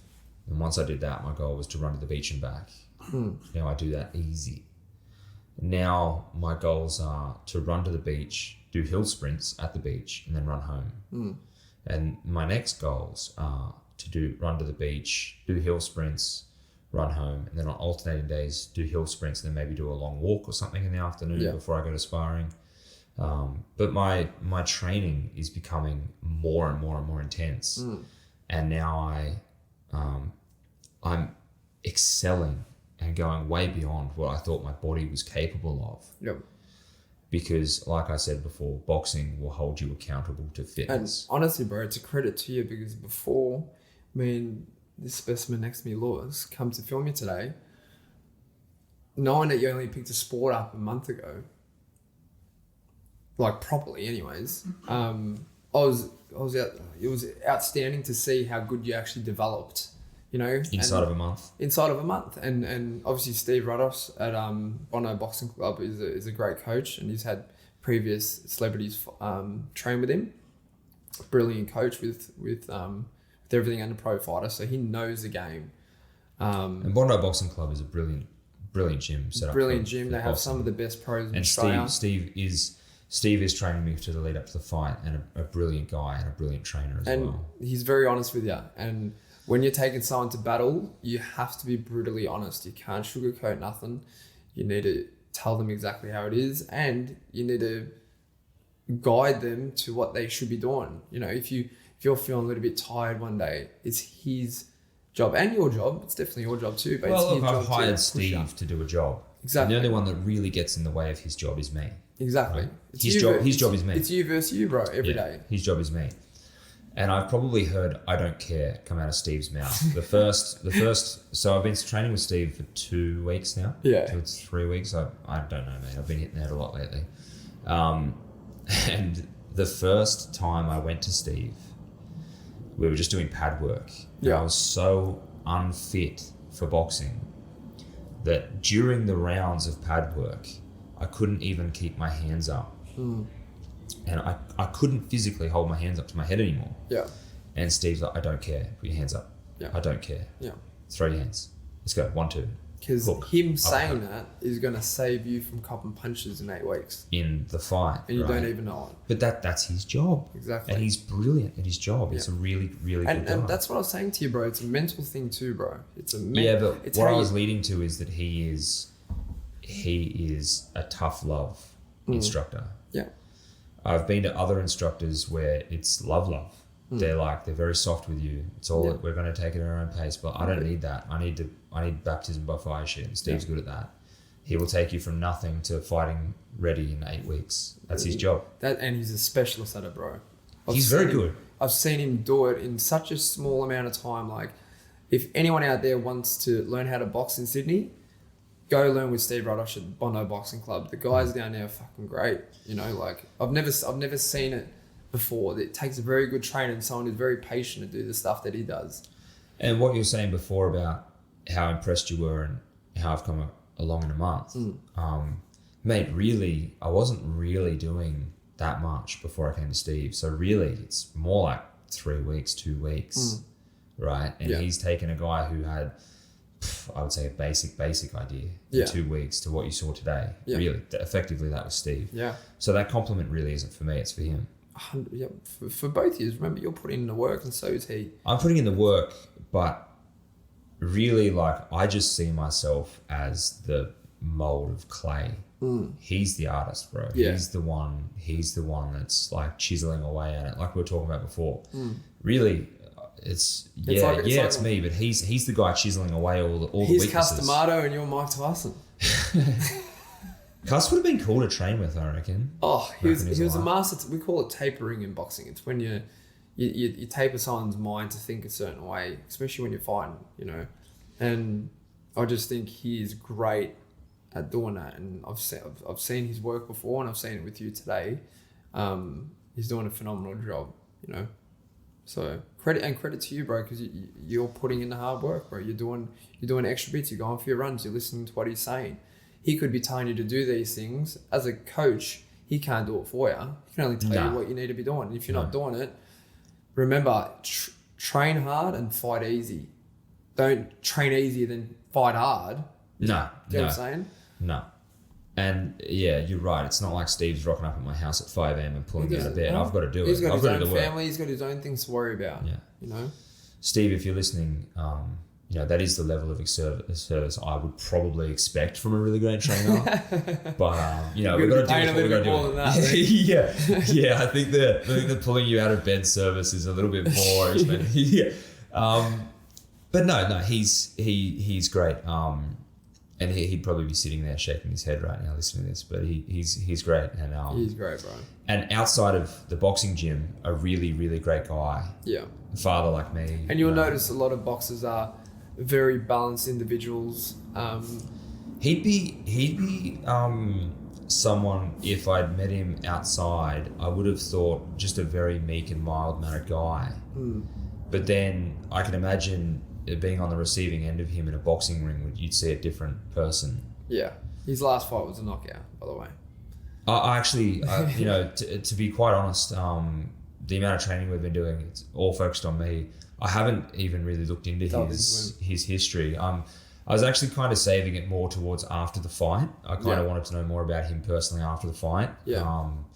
But yeah, I mean, at the moment, he's my trainer and we're focusing on training. Yeah. We're focusing on getting me ready for a fight. Like, I'd be more keen on listening to, sitting down with him and talking about his history after I've had my fight, And then we've probably got a bit more in common then as well. And you got to remember, it takes a special person to become a professional boxer. Do you know what I'm saying? It takes things to happen in life and that sort of stuff. I'd be interested to know if he chose it or if it's just something like a path he started down and then followed it, Well, bro, or if it's something he always wanted to be. Back even when Lester Ellis started, he grew up in commission flats, had no mum. His brother was his mum and dad. He was the guy who nurtured him. So Crazy. Alone together, and just sport gave him stability and discipline, showed him a lot of things in life, So is the boxing game quite a tight-knit community? everyone knows everyone, Yeah. Yeah, for sure. Everyone knows what's going on. I hear about things that happen internationally that you just think, how the fuck did I find out about that? I know how this guy's sparring. I've heard this little goss here and that thing over there. It's a really small community, bro, especially worldwide. If you're in with the cliques, you know everything. You know what's going on. Is there a risk of my training being breached? Like, Someone finding out about it. Yeah, or like reporting back to the opposite camp, stuff like that. If you've got people who are coming in and filming your spars and sending that sort of stuff off, that's something that we don't accept. Definitely don't accept it in the professional boxing world, and that's like a big no-no when you're going to a professional boxing spar. But things like that, leaked footage, all that sort of jazz. Do you know what I mean? You want to stay away from people filming anything. You know what I mean? Except for me, which I'm your promoter, so I need to know. Oh, right. Yeah, I was getting worried. Yeah. I'm like, film me today. Don't worry, I'm not going to send it out. I need it, because I work with Palmerbet, so I need to know where you guys are at with your technique, how you going with sparring. So I help them out with giving odds and that sort of stuff. You know what I mean? To make it very even. Yeah. But in terms of that, would never tell anyone how you guys are going. That sort of stuff is not my job to do. You guys do your work. I always sit on the fence with any questions that parties might ask me and that sort of stuff. I just tell you how you're looking and I tell you how you're going. That's all you need to know. Because at the end of the day, it's like there is no favoritism here. You guys are both just as appreciated as each other. Do you know what I'm saying? It's cool, bro. I know I'm your favorite. You don't have to say it. I don't want you to compromise anything by saying that anyway. All right, I just didn't want to say it online. Any last words for anyone listening? This has been an absolute bloody pleasure and great to finally meet you in person today. And should we promote the fight? Let's promote the fight. What date's it on, Harrison? August 19. When am I fighting? What time of the night? You'd be fighting the last fight of the night. So last fight of the night. Even our pros aren't even fighting later than you. You are the last fight of the night. What time would we be on roughly? I'd say about 11 p.m. It's a late fight. Yeah, it's gonna be a late one. We have about 30 fights in that night. Wow. So you're gonna be the lucky last one. It's gonna be streamed on StreamZone or Team Alice TV at the Melbourne Pavilion in Victoria. So if guys can't make it down, they can stream it online. It's gonna be a big show, highly anticipated by the media, and a lot of people want to see you get your head taken off, Harrison. But good luck. you know, Those people are going to be very disappointed. you might surprise even them, you know. So just keep putting in the hard work, and after seeing you today, this could be, you know, one of our favorite ever all-time fights, and a highly anticipated one at that. And like I said, even meeting you today, like, you are not what the public perceive you as. You are funny, intelligent, good looking, close 10, 8.5, and just a really professional guy. Oh, mate, I appreciate that. Thank you. It's been a pleasure to work with. Yeah, and likewise, mate. All the same things. Great guy, great at what you do, great promoter. Thank you, bro. Really easy to get along with. Sometimes I get lost in your eyes when we have a conversation. Same. Still don't want to say them before. Yeah. His deep blue eyes. One thing I did want to bring up about the fight itself is some people can't make it, so they can stream it on Stream Zone. Yeah. And obviously there's like some nominal fee or whatever. And would they be able to watch that at home? Yes, they can watch it at the comfort of their own home. And yeah, especially interstaters who can't make it down, because you're obviously from Sydney. The fight's going to be in Victoria. And then when I win this fight, there'll be opportunities for other things. You and I can obviously talk about that off air. There's a lot of things in the pipelines for you that I haven't even told you about. Ooh. For December, and Show me your pipeline. I'll show you later. And for 2024, bro. So yeah, there is a big opportunity for anyone coming off reality TV, social media influencers, YouTubers, Twitchers, that sort of jazz. Like, this is kind of where the future of boxing is kind of going. You know, I want to fight all of the heads of the network at Channel 9 simultaneously in the ring. and the main editor. Yeah. The main editor's getting the shit punched out of him or her, whoever it was. I don't even care. No gender. Do you want to get paid for it? No. It's just like I just want them to do it. I don't even care if it's promoted.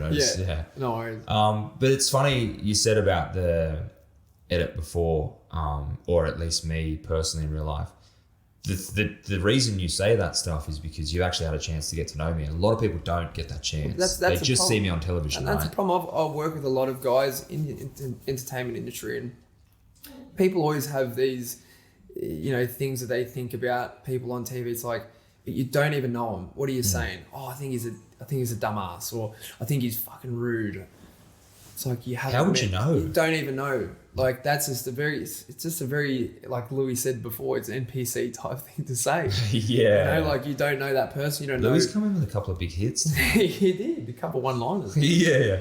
But they don't know your story. They don't know your background. They don't know if your mother's struggling with the cancer. They don't know if there's anything like that happening behind the scenes. So just don't say nothing. You don't know where that person's mental health's at, you know? So, and credit to you, bro, because you've taken, you know, the steam from the show really well, and you haven't changed who you are, and don't change for anyone, bro. In terms of your edit that you get on a show, if you had to film something for 24 hours, you might get them saying something slightly dumb. So before you go and comment on it, let me go and film you for 24 hours straight for fucking 8 weeks straight. Mate, the average person's a fucking mess. Exactly right. When they come at us in the comments for something we said or did on a reality show, it's like, you seriously throwing stones from a glass house. Like, come on. That's why I said to you, go put a camera in their house for 8 weeks straight, 24 hours a day. No one would watch it. They'd be fucked. Yeah, exactly. The average person's life's tough, man. Like, exactly. Yeah. It doesn't give them an excuse to vent on us. But, man, I want to thank both you boys for coming in. This has been an absolute pleasure. Likewise, like, bro. Easily one of my favorite podcasts I've ever done. I'm glad, bro, and I'm glad we got the opportunity to get Lewis, the cameraman, right on here more than anything. Right? Louis done a good job. He's done a great Louis, job. do you want to say goodbye? You want to say goodbye to the people? Nah, I'll say goodbye from here. He's a humble individual. He's a little shy now, I think. He's a beautiful, he's got a little beautiful shy. man. A little bit. He's worried because he's talked shit about Sydney. Yeah, so I don't walk the streets now. I'm going to try and get this up before he leaves so people stop him at the airport and Don't do that, abuse him. because I'm with him. Yeah. I'm with him. What are you worried about? You knock him out. You're a security guard He now. can knock him out. You haven't seen him throw punches. It'd just be you guys punching on with a group of people at Sydney Airport. It's like GTA down the Darling Harbour. But yeah, bro, it's been an absolute great honor and pleasure to finally meet you and hear your story and see what you're about, bro. And we appreciate the opportunity to come on the podcast, bro. Well, I'm sure we'll do something again. Can't We've wait. got all the promotion for the fight coming up. The fight itself on August 19. It's going to be juicy. Melbourne Pavilion for people that want to come along. And if not, you can stream it on Stream Zone. Or was Team Ellis's Team website? Ellis TV. Team Yeah, Ellis TV. Team Alice website, you can get some tickets if they can make it down physically Yeah, and then if they can't, if they have to stream it, where can they stream it from? on Stream Zone. On Stream Zone. Or- And that's not on the website, is it? That's an actual specific Yeah, that's a host. specific streaming service. Yeah. Okay, cool. Yeah. All right. Thanks, guys. Thank Thanks you. for coming in. Thank you, Mr. Boone. God bless you.